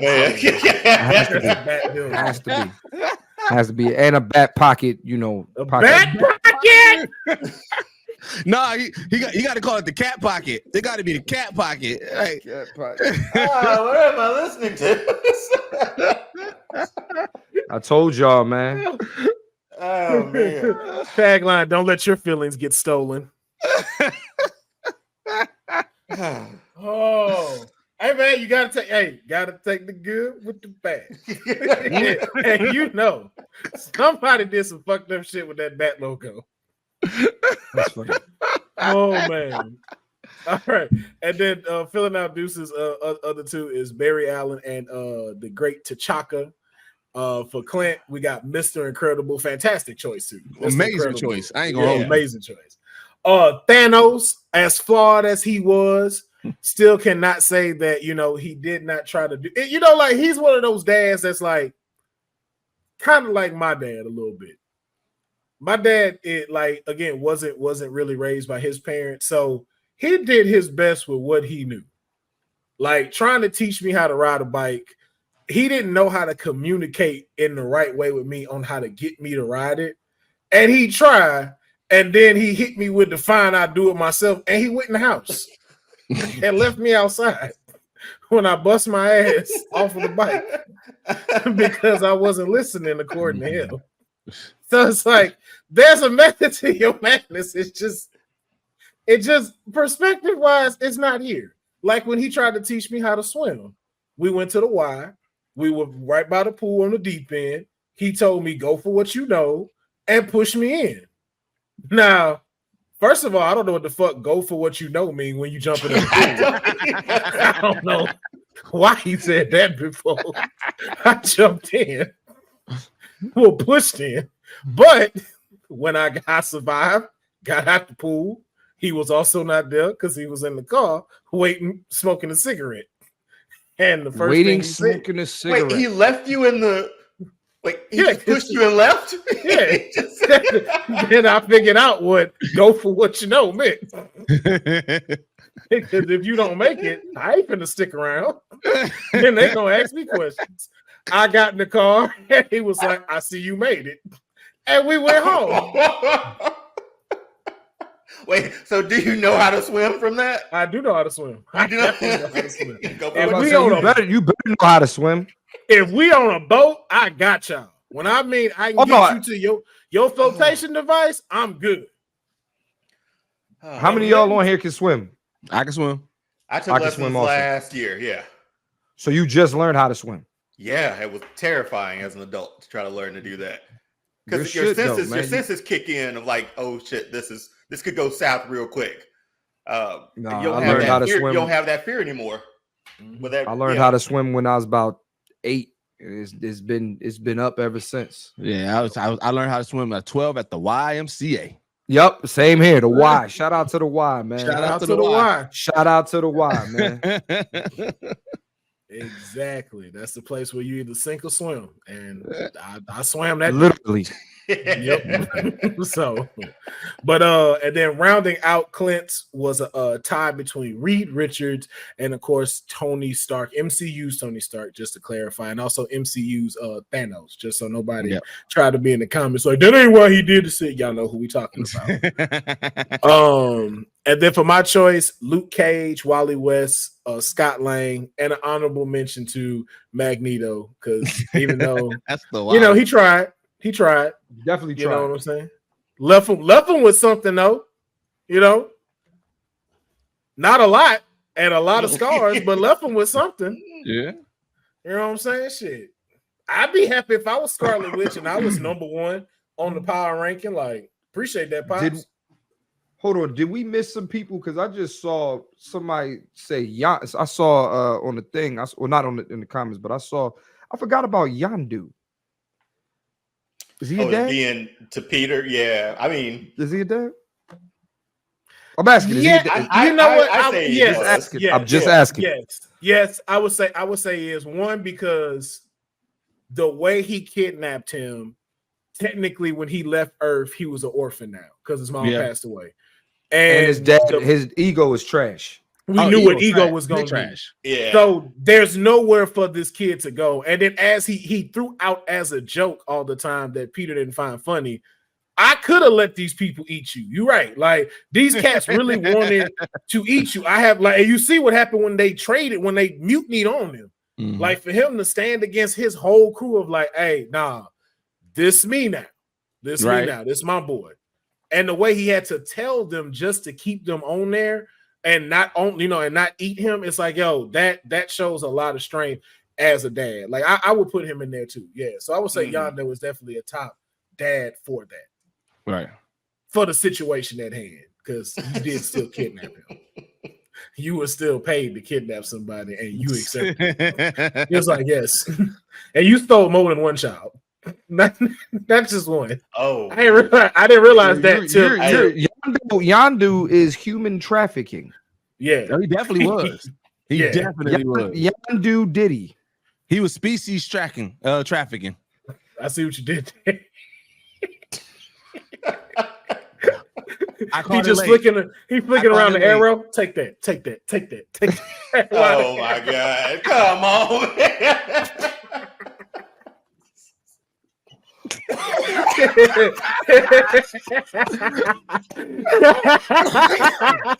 Yo, we ain't shit, yo. We ain't shit. We ain't shit, yo. We ain't shit. All right, man. So let's go ahead and move into our next category, man. I think this is a big one. Television. Now we know, man. This one kind of tough. Can I ask a question? Can I make a request real quick? Can we leave out certain dads that we know are in the top tier? And I'm talking about Heathcliff Huxtable, Uncle Philip Banks. Like, come on, man. We don't need to have that conversation. Anybody else? We can leave them out. I got one. Carl Winslow should be out. One that's not a black dad, but I feel like if you watch this show, you will fuck with it. Red Foreman. So we'll go with you. Red fucking Foreman. And Red Foreman was a great dad, bro. If you watch that 70s show, Red Foreman was solid as a dad, dog. I ain't gonna hold you. Yeah. Yeah, he was. No, I'll give you that one. So who are your other two? Since we're here. Yeah, since we're here. All right. I got Red Foreman for sure. Let's see. Hey, man, let's hear. Put some respect on Al Bundy's name, man. Al Bundy showed up bro. He gave them life lessons of realism. It's like, yo, all that other shit y'all say, nah, nigga, he may not have been a good husband, but as a dad, he held it down. And let's hear, don't fuck with the family because he gonna. He gonna come up, bro. They fought as a family. He fought for the family. Like I said, he gave them hard ass lessons and realism. I got him. I gotta get a black dad in here because I just named two whiteys. Yeah, you do. Yeah, you do. I hope you do. Yeah, you do. Yeah, you do. The fact you gotta think about it. No, I don't. No. That's sad. Right, here we go. It's not Uncle Phil, but it's his other character in Sparks. Oh yeah. I'll give you that one. I'll give you that family. one. Holding it down, whole family in the legal system. This is a top law firm. Hey, they was doing their thing. That's my 3.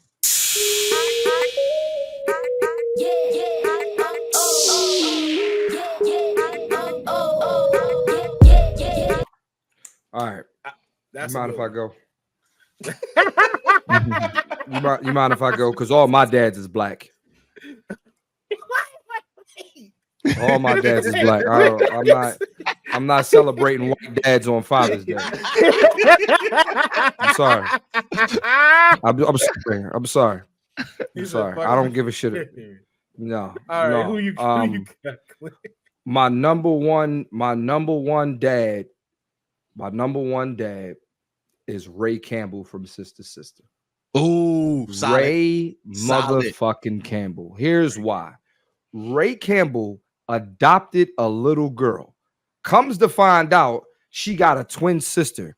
Allowed for that little girl and her mom to move into his house. He pays all the bills, right? And never asked for no pussy. Yep. And he was there. He treated both of them the same. He never said, this is my daughter. No, he got twin girls. I got to respect that. Ray Campbell is he doesn't get the flowers that he deserves. He don't. Ray Campbell, 1000% is one of the best TV dads of all time. All right. That's my number 1. My number 2, he's recent, not recent, but in the last 10 years. Give me Ghost from Power. Whoa. Give me Ghost. Yeah, give me Ghost. No. I gotta hear this, G. Listen, let me tell you something. Number 1, you know what I mean? Tyreek pulled a Marvin. Well, no, they didn't pull a Marvin Gaye because Marvin Gaye got killed, but that's neither here nor there.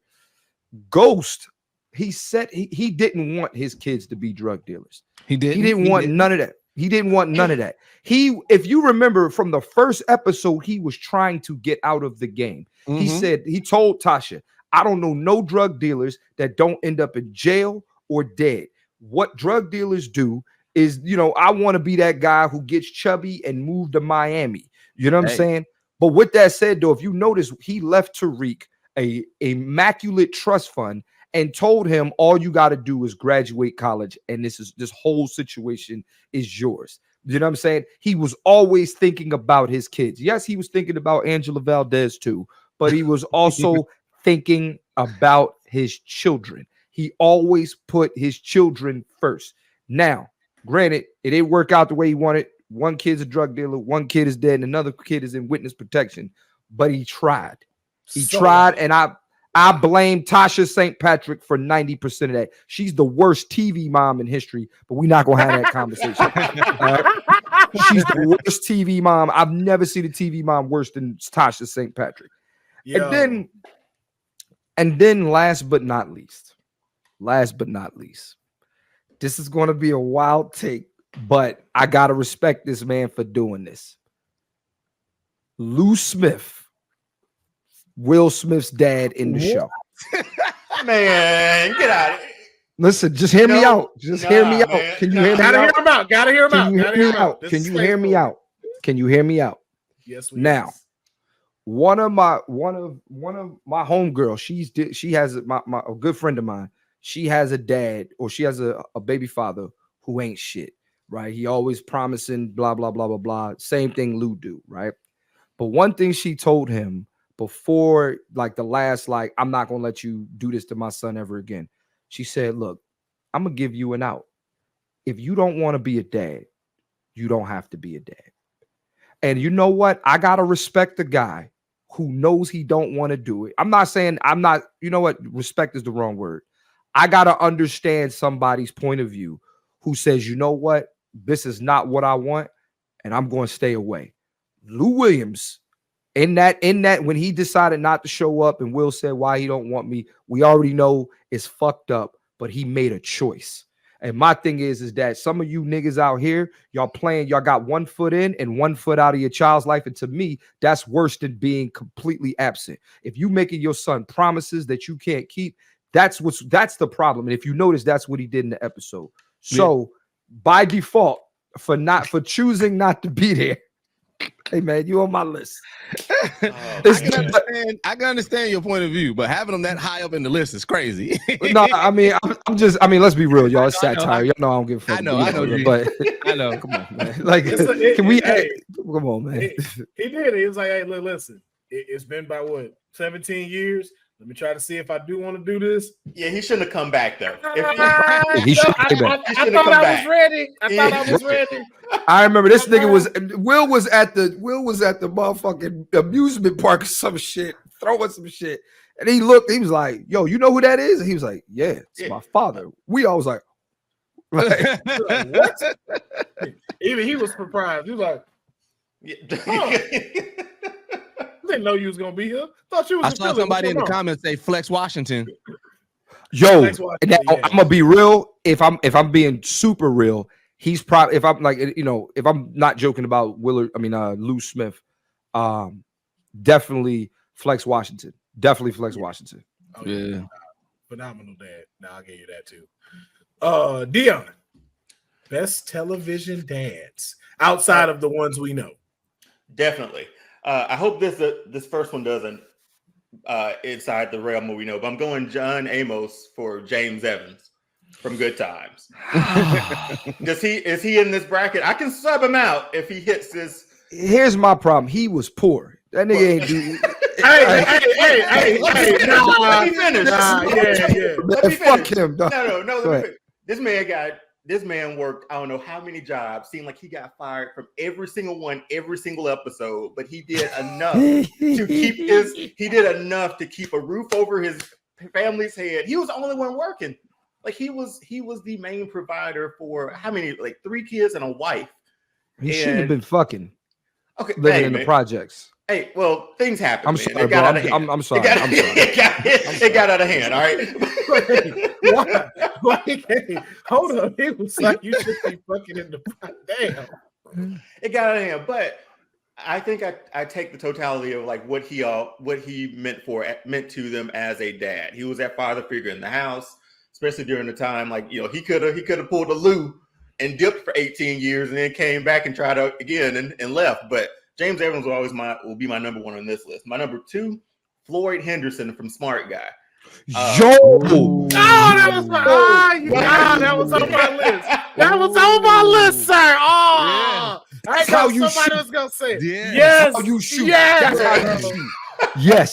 Yes. Floyd fucking Henderson. Yes. Yeah, no doubt about it. Single parent raising his kids, like the quintessential like single 3 kids. 3 kids. 3 kids. I mean, we can count 4 if we count Mo in there too, because he never went home. You gotta count Mo.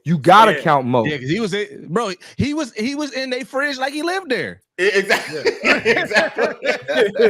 Hey Mo, go home. And y'all know as a black dad, you don't want nobody in that fridge that ain't supposed to be in there, and he let him be in that fridge. All the time. Yeah, there was even episodes where they cooked out together, man.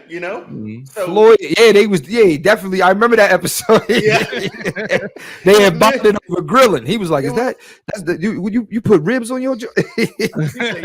Yeah, we went and got some caribou or something like that. Yeah, we got some caribou going on over here. Man, there was a lot of meat in that episode. Hey, so much. He said so much. A lot of meat. I looked right through the window on that one, man. Like it was a lot of meat, man. I like that. They should call that the meat episode. Oh my gosh, bro! Shout out to Floyd Henderson, man. That's a very good one. I'll fuck with Floyd Henderson. Great choice. Yeah, man. Okay, so that is great. I have one more. I went back and forth with this one. It was either it's back and forth because I want to say Julius from Everybody Hates Chris, but because he worked with 2 jobs, but I also want to. Okay, this is my number 3. Coach Eric Taylor from Friday Night Lights. Anybody watch that at all? Yes. Yeah. I like Julius better. Because you know what? I like Julius over James Evans. Because at least Julius, they wasn't broke. He worked 2 jobs, kept 2 jobs. See, that's why I didn't want to put both. That's why I'm going back and forth on the list because they were almost similar, but Julius had enough money to. I mean, they were renting out the apartment to upstairs, man. They had property in Brooklyn. They had property, yeah. And you raised arguably the greatest comedian of all time, stand-up comedian. Arguably, I'm not. He's my GOAT, but that's they never really want for nothing, and he taught them all how to save money. He taught and them. I'm sure just be safe. Now, I mean, my number 3. I'm gonna keep Julius at number 3. I love Coach Taylor, great football coach, whatever. But yeah, all the reason that you guys just said, they had property. He wasn't afraid to put the belt on them too, and they knew that too. All those kids knew that. The problem was he didn't teach his son how to fight. He was always working. Yeah, he was working too much. He had no opportunity. This man home, sleep in his work clothes that he goes back out to and that work the night shift. So Julius my number 3. I fuck with Julius. Julius. Yeah, Julius. That's solid. Perfect. Yeah. So James Evans, he's still on my list, man. I got to keep him there. He struggled like any dad of what 3 would do at the time. So man got fired from the car wash every week, but he's my number 1. Okay. All right. Okay. Sorry, I took Florida away from you. Man, I didn't know if anyone was gonna say it because I was just like, "Yo, I got one." I was like, "What? The pop you got?" I'm just glad Floyd got that pop that I thought was. Floyd got the Stone Cold Steve Austin pop. Yeah, for sure. He sure did. So I'm just glad he got it. I'll take that over anything. So mine are a little more updated. Definitely in the 2000s. The first one I'm going with is Louis Wong from Fresh Off the Boat. Like, Louis Wong was a great dad. Don't give me that little clip. Fresh Off the Boat was dope. I love that first, man. I had to see where he was going, but all right. And raising his kids, like, yo, bro, he taught them a lot. And as someone for that coach, he took a lot of risks and a lot of chances on trying to secure like stuff for his family, like taking his family from all of the people that they know, moving to Florida, going open up a restaurant that you copied from somebody else. Cattleman's. But at the same time, like raising one of your kids is now like a celebrity chef now. Another one's like a doctor, and another one is I think like a fashion guy or something, like overseas and everything like that. Like, you raised 3 dope boys, you were a fantastic husband, and you were hilarious. Like, they got some classic episodes on Fresh Off the Boat. So good. And just him like being able to break like the social barriers of being able to like really dive into like American culture, but also still kind of keeping his stuff and being able to like show his wife why his kids need both of them. Like when they had that episode where she was talking about having to change her name and stuff like that to like her American name, and like him trying to explain to like them of like why both are important when you come in here to know both of these things. I was like, yo, that's a good dad. And 2, he knew the wife ran the household. Don't say shit. It's like, look here, hey, don't come. What your mama say? What did your mom say?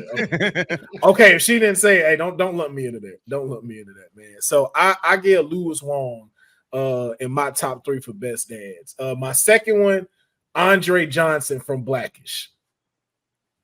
Andre Johnson is a fantastic. Not mad at that.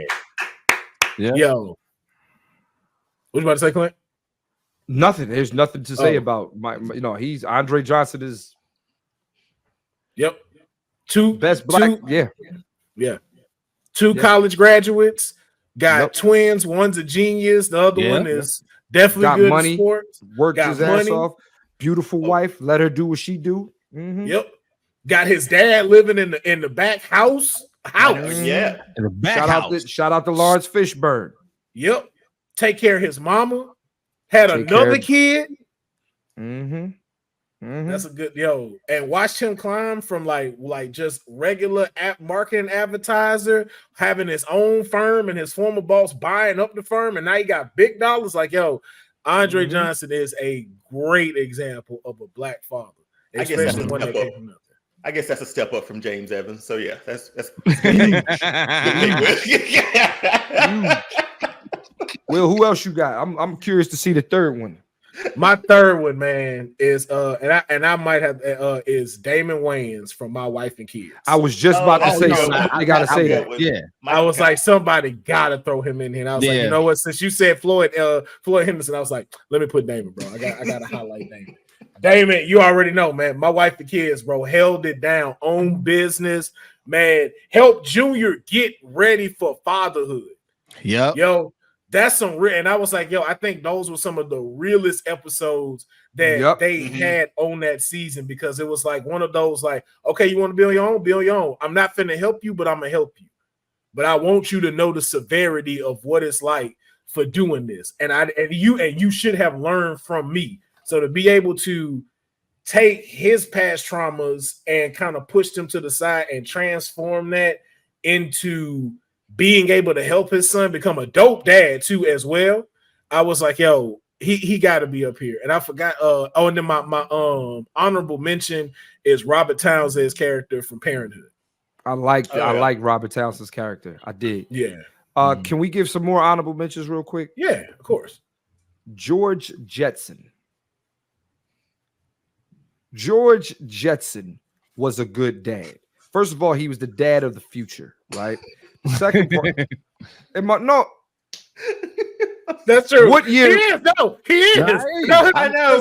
It's just how you said it. It's like, yeah, that's real. That's dad of the future. First of all, Jane Jetson in the future didn't work either. He had a beautiful apartment in the sky high. You know what I'm saying? The sky pad apartments. Elroy, Judy, smart kid, genius kid. And you know, Judy not really a hoe, right? Like she liked boys, but she wasn't hoeing. You know what I'm saying?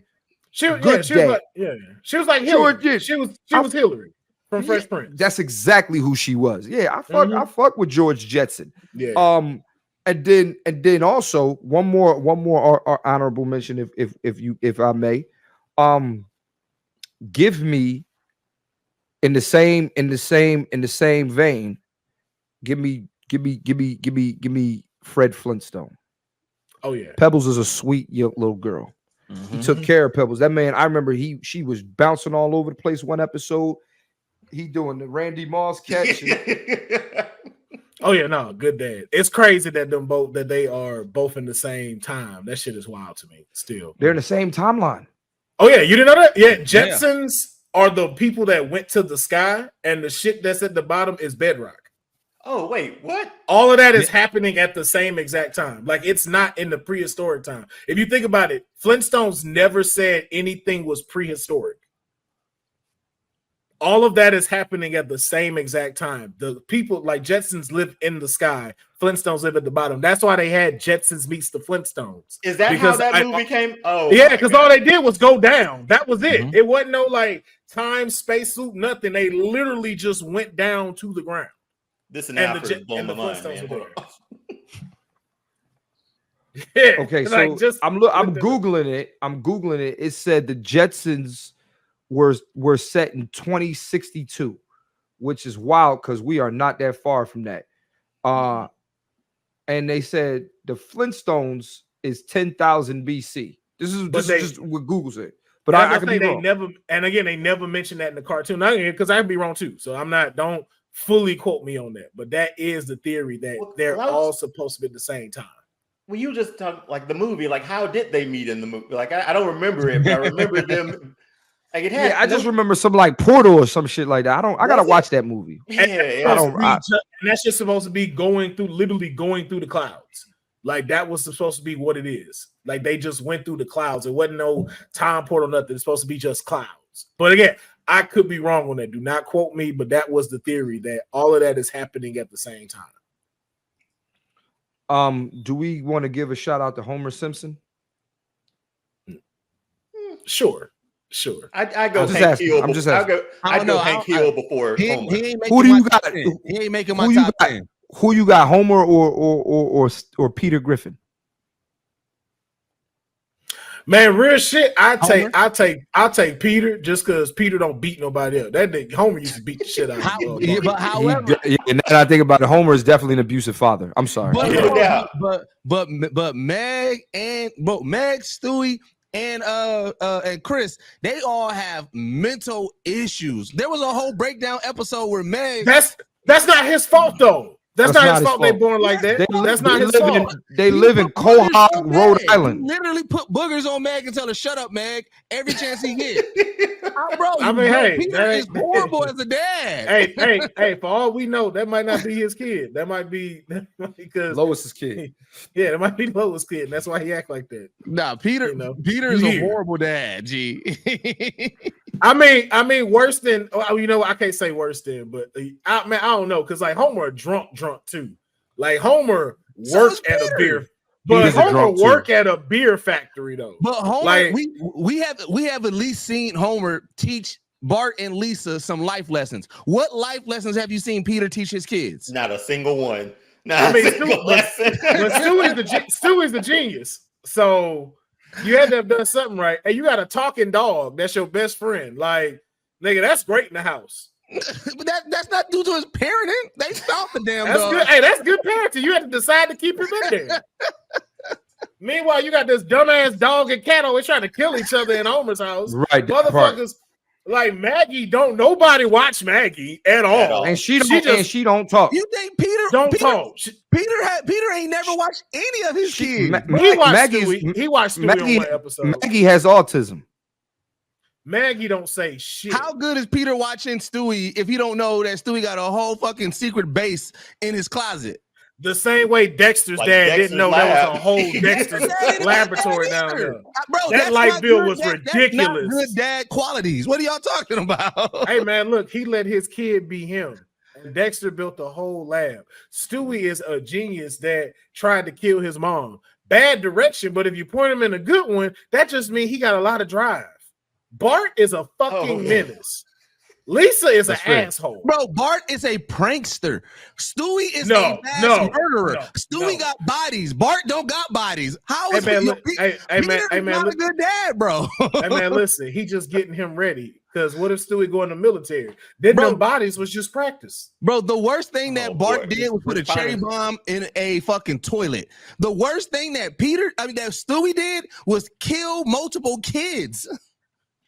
Homer started a chain reaction at his lab that caused them to contain all of Springfield because he was not paying the fuck attention.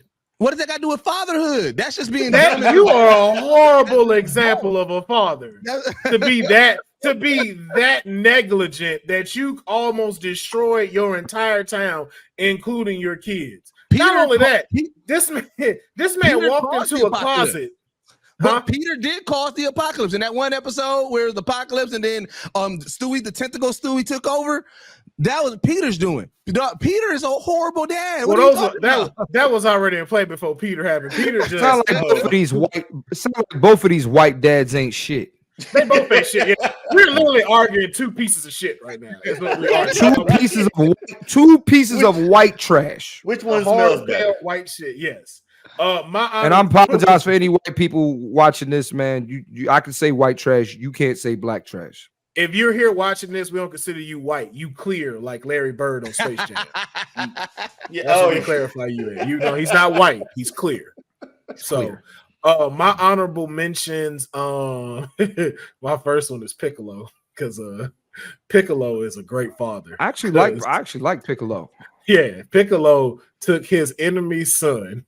First of all, killed his dad and was like, listen, I now realize this whole beef we had was a lot after throwing a beam through your body and seeing that hole in you and you still like being nice to me. Here's what I'm gonna do.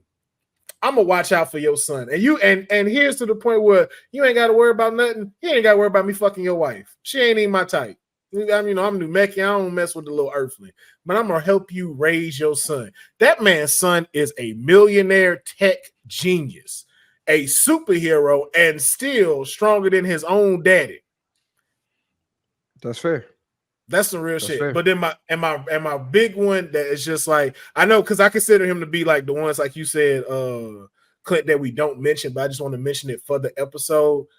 Pops from the Wayans brothers. Oh man, Pops. Oh god. Yeah, shout out Pop. That was gonna be my honorable mention. Real quick. Can we get about 5 seconds for John Witherspoon?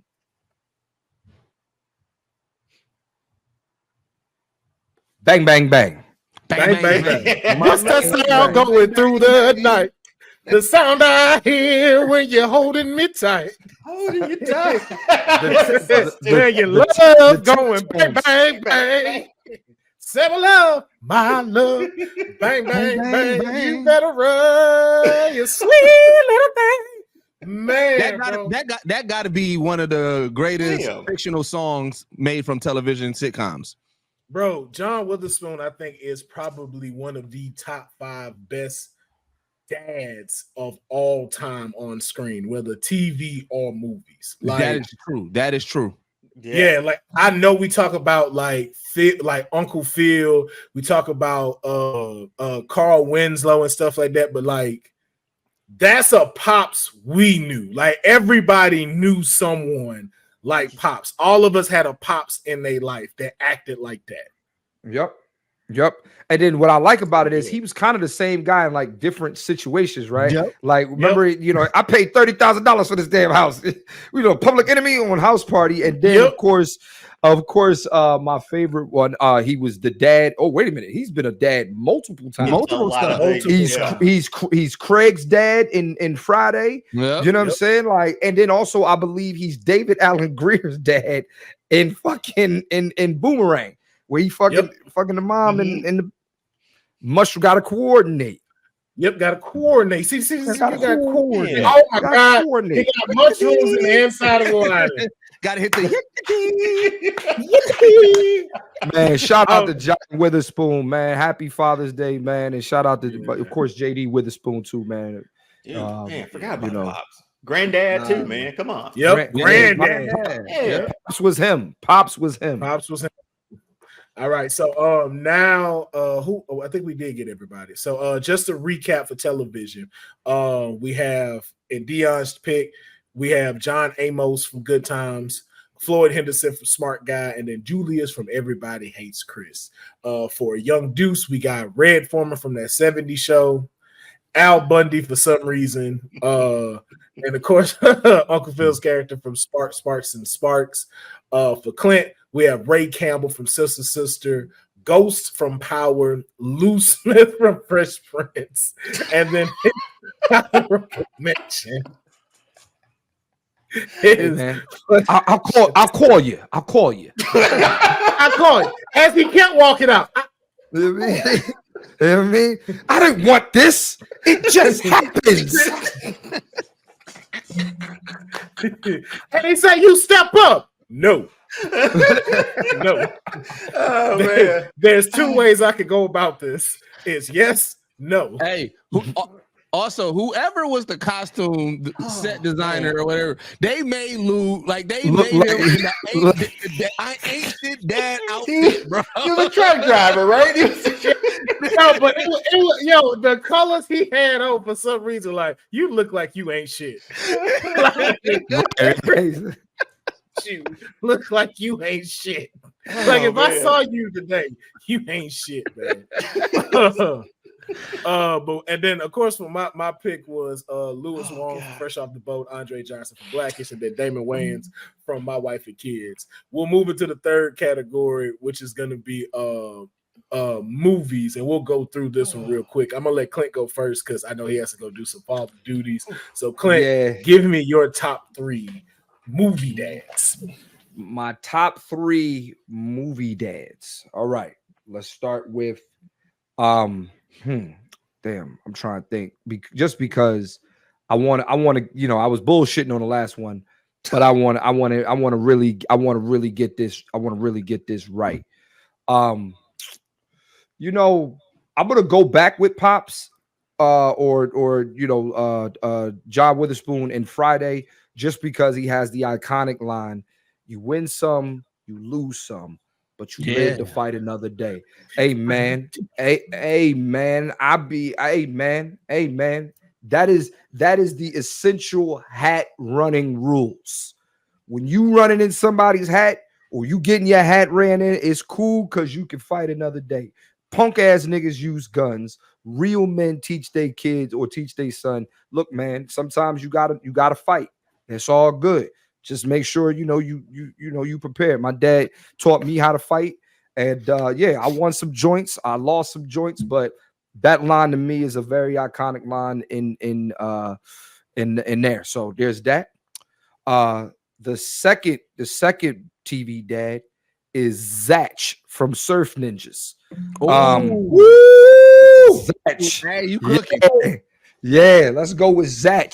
One-eyed motherfucker. You know what I'm saying? He wasn't the king of Patusan, but was he? I don't know what he was like. He was like the bodyguard. Yeah, but he was doing what he needed to do to protect his kids. You know what I mean? He showed up, beating ass, what, blah, blah, blah, blah, blah. Even though, because like here's what he did. He did technically what Moses' mom did, right? Like they was going around killing Hebrew children. What'd he do? Put them in the water. Zach, they was going around killing kids, blah, blah, blah, blah, blah. What'd he do? Sent them off with the white boy. And they lived a great life here in Southern California until, destiny was supposed to be fulfilled. So shout out to Zach. And then last but not least, movie dad. I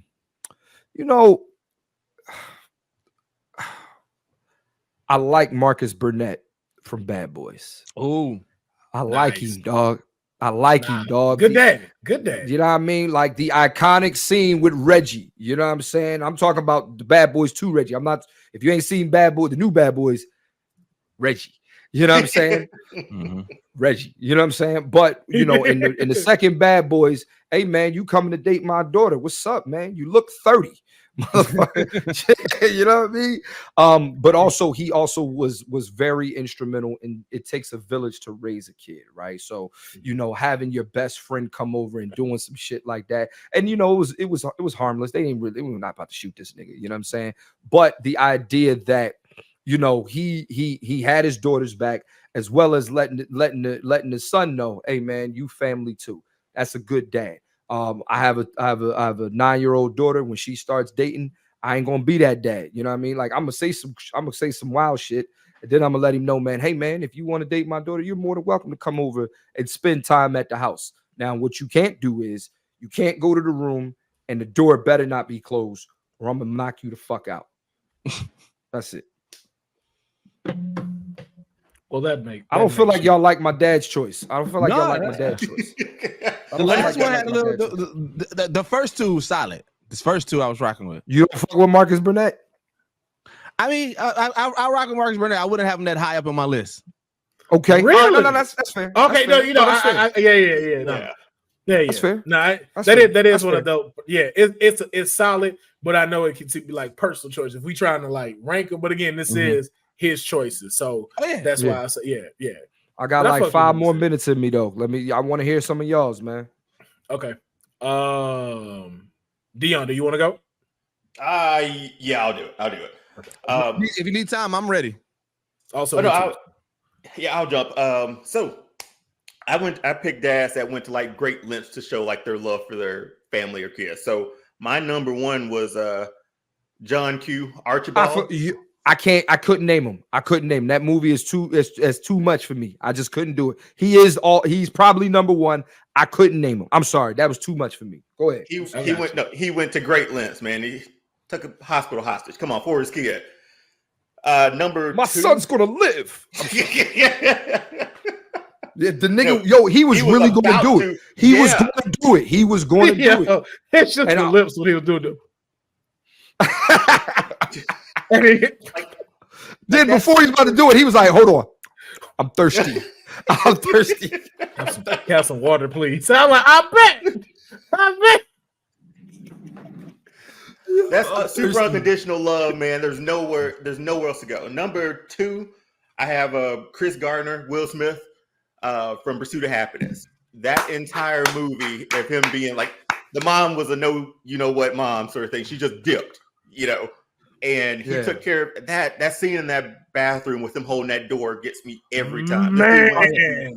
So many lengths to provide for himself and his kid, living in a shelter, and then finally making it. I don't think there's 1 and 2. Those my 1 and 2. Yeah, you can't. Yeah. So number 3, it was either between Jake Shuttlesworth from He Got Game or my personal favorite from my guilty pleasure movie, Cameron Poe, Nicolas Cage from Con Air. What the fuck, bro? How are you in here, bro? I didn't think no one was gonna think of that one but me. Con Air is my guiltiest pleasure movie. I love that movie so much for so many reasons. And this man fought playing a convict to get home, to get back to his wife and see his daughter. He brought the rabbit for her. Somehow he kept the rabbit throughout the whole thing. It was dirty when he gave it to her.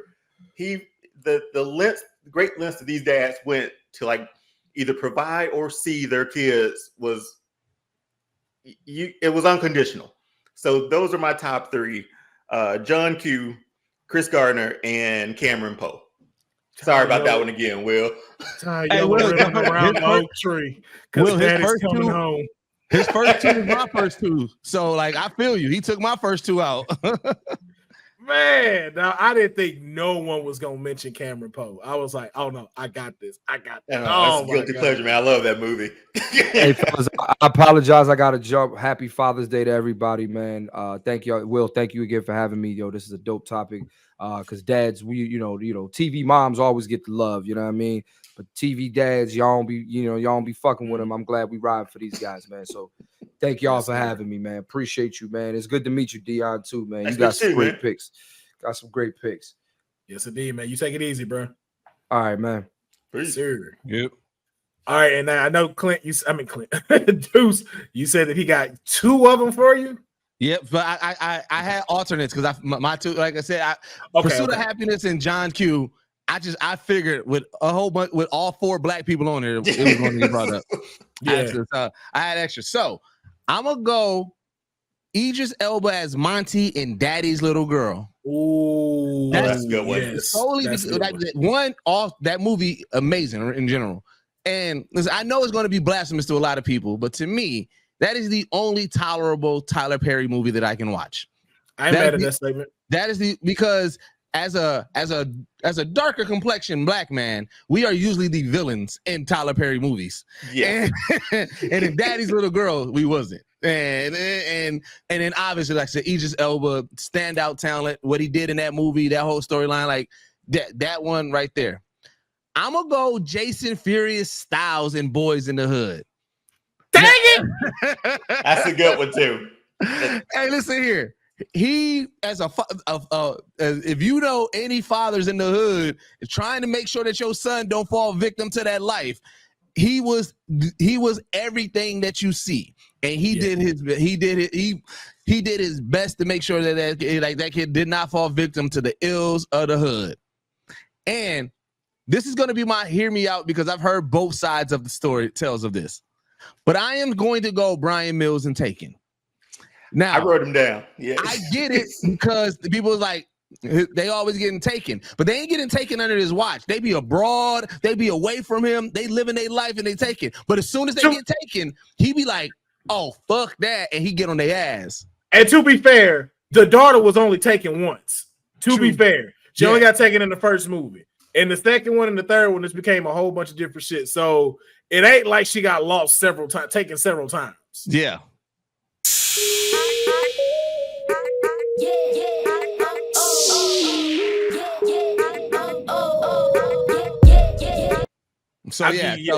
So Brian Mills Taken is my last because to kind of have him go that far to do that, yeah, it's crazy.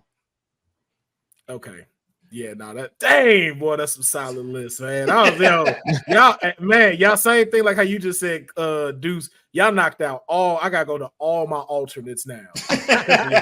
Wait, what was the one I took from you? Fuck Julius Furious Styles. I was there for Boys in the Hood. Like, no, man.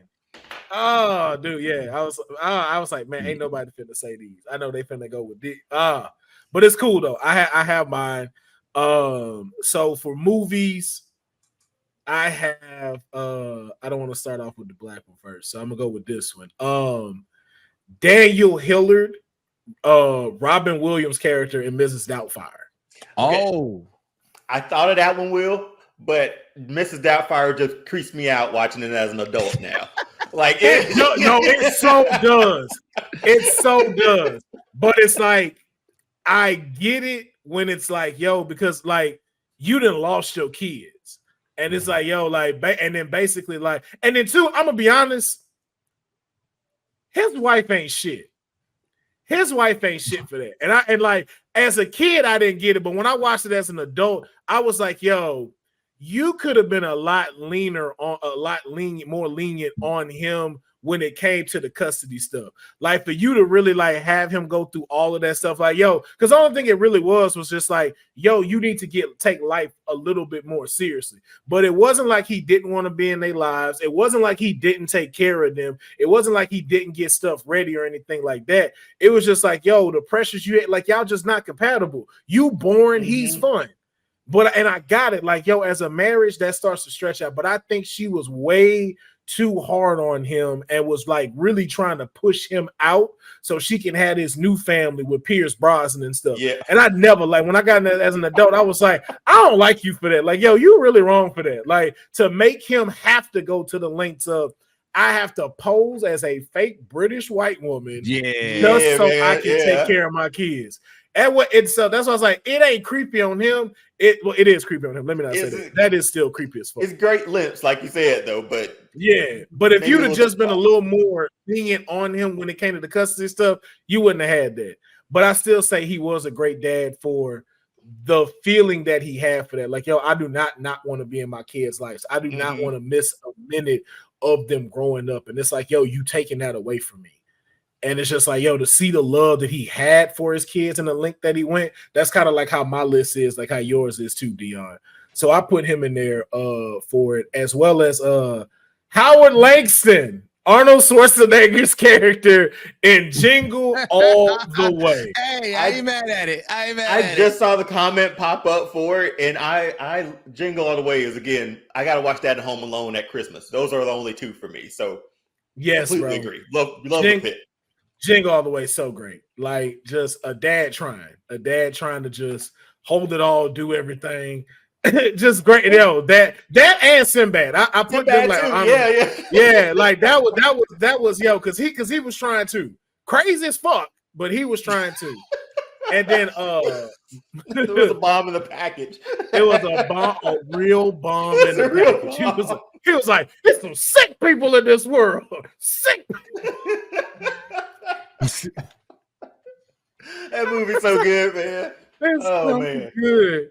Oh, and my number one dad in movies is Eddie Murphy from Daddy Daycare. Oh, that's my number one. Yeah, come on, man. Like, yo, to be a dad, and then too, to be the kind of dad he was when he did have that job and was still being there for his son, still trying and stuff like that. But, you know, like, it do kind of have that disconnect when, you know, like, as a father, you're working almost 12 to 14 hours, come back and try to do this something, not taking away from any mothers or anything like that. But that disconnect comes a little bit when those things happen. And for him to fully pivot into going like, yo, I'm finna not only take care of my kid, but a whole group of other children. One of the best fathers, man. I gotta say, one of the best fathers. Absolutely. I will say, to King Mike Hall, shout out, honorable mention, Murtaugh from Lethal Weapon. Don't get enough credit. You are right. Murtaugh does not get enough credit. His family got like attacked in every single one, right? Like that comes with the territory of being a cop, though. So not every cop goes wakes up with duct tape over their mouths, man. Remember that from Lethal Weapon 2? Like that scene was terrifying, man. That was some wild ass shit. That was definitely wild. Then doesn't his house get blown up in the fourth one? Something like that. Like but that was Mel Gibson's fault more than his. That's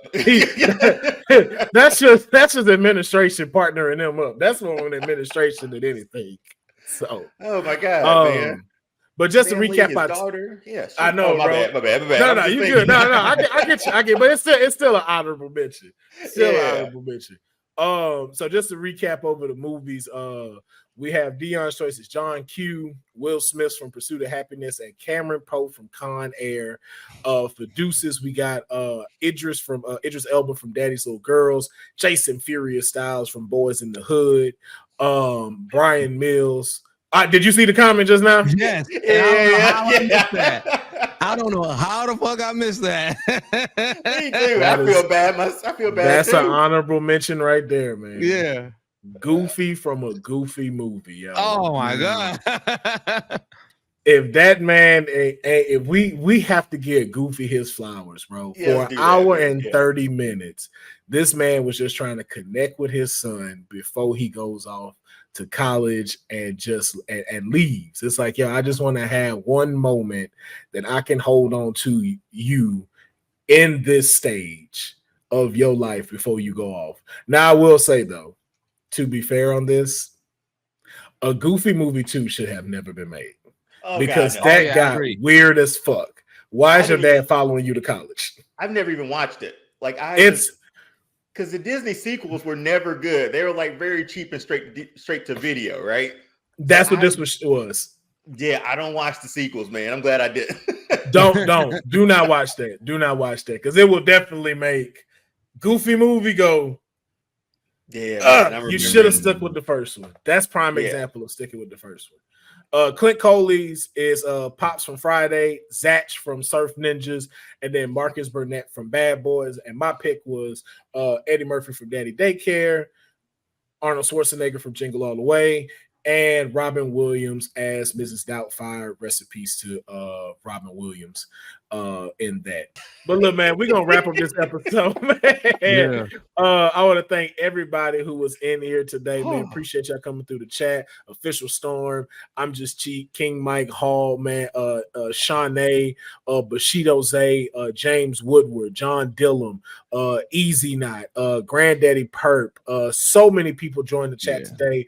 This channel continues to keep growing, and I really appreciate y'all checking out Straight Out of a Comic Book. Before we get out of here, though, I always want to make sure my guests have a time to be able to promote themselves where y'all can go follow and support them. I'm going to start off with Deuce, and then we're going to move to Deonne, and I will close this thing on out. Deuce, it's on you.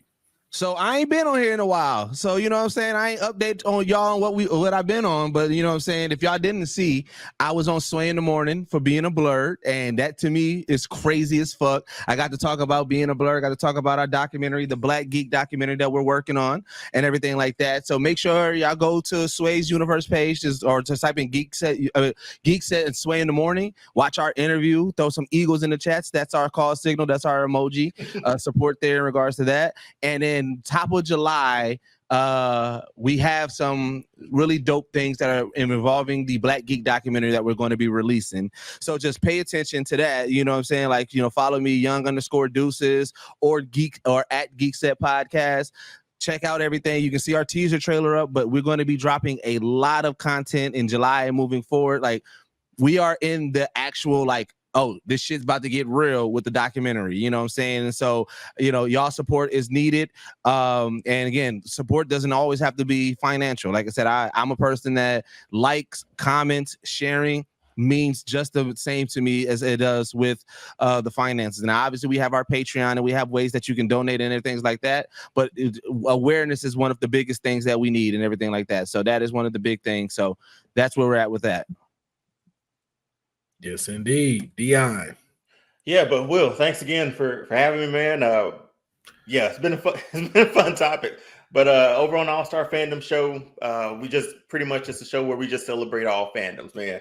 I've had people on who've done fan films of certain properties, cosplays, whatever those fandoms might be, especially ones I don't fully know about too much. We just sit around and chat about those, and we keep up with a few of the current things that are going on right now. Will was a guest on the show a few weeks ago. Really appreciate that again. And All-Star Fandom Show on TikTok and Instagram. Live shows on Thursdays. And then every other week, sort of picking a new fandom and a new guest to talk with about that. But Will, thanks again for having me. Deuce, nice to meet you, brother. Man, same. Likewise, bro. We got to do more content with each other. Oh, yeah, no doubt, man. I'll follow you after this. You know what I'm saying?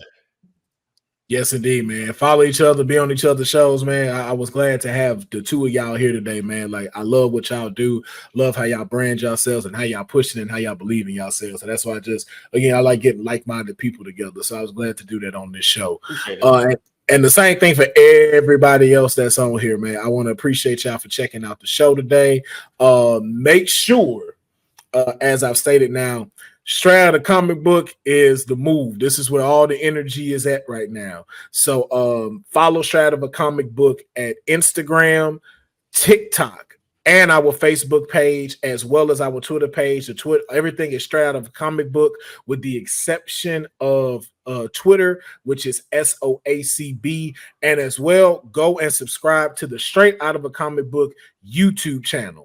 Starting in August, we are going to officially move everything to Straight Out of a Comic Book. So all of these episodes, we'll do the lives, of course, on the different platforms, but the final version of the video will come out on Sundays. It will air only on YouTube. You'll get maybe a 5-minute video on my channel, maybe even the Arcade Tokens channel, but everything now is going to be moved to the Straight Out of a Comic Book YouTube channel, as well as follow us on our Straight Out of a Comic Book Discord.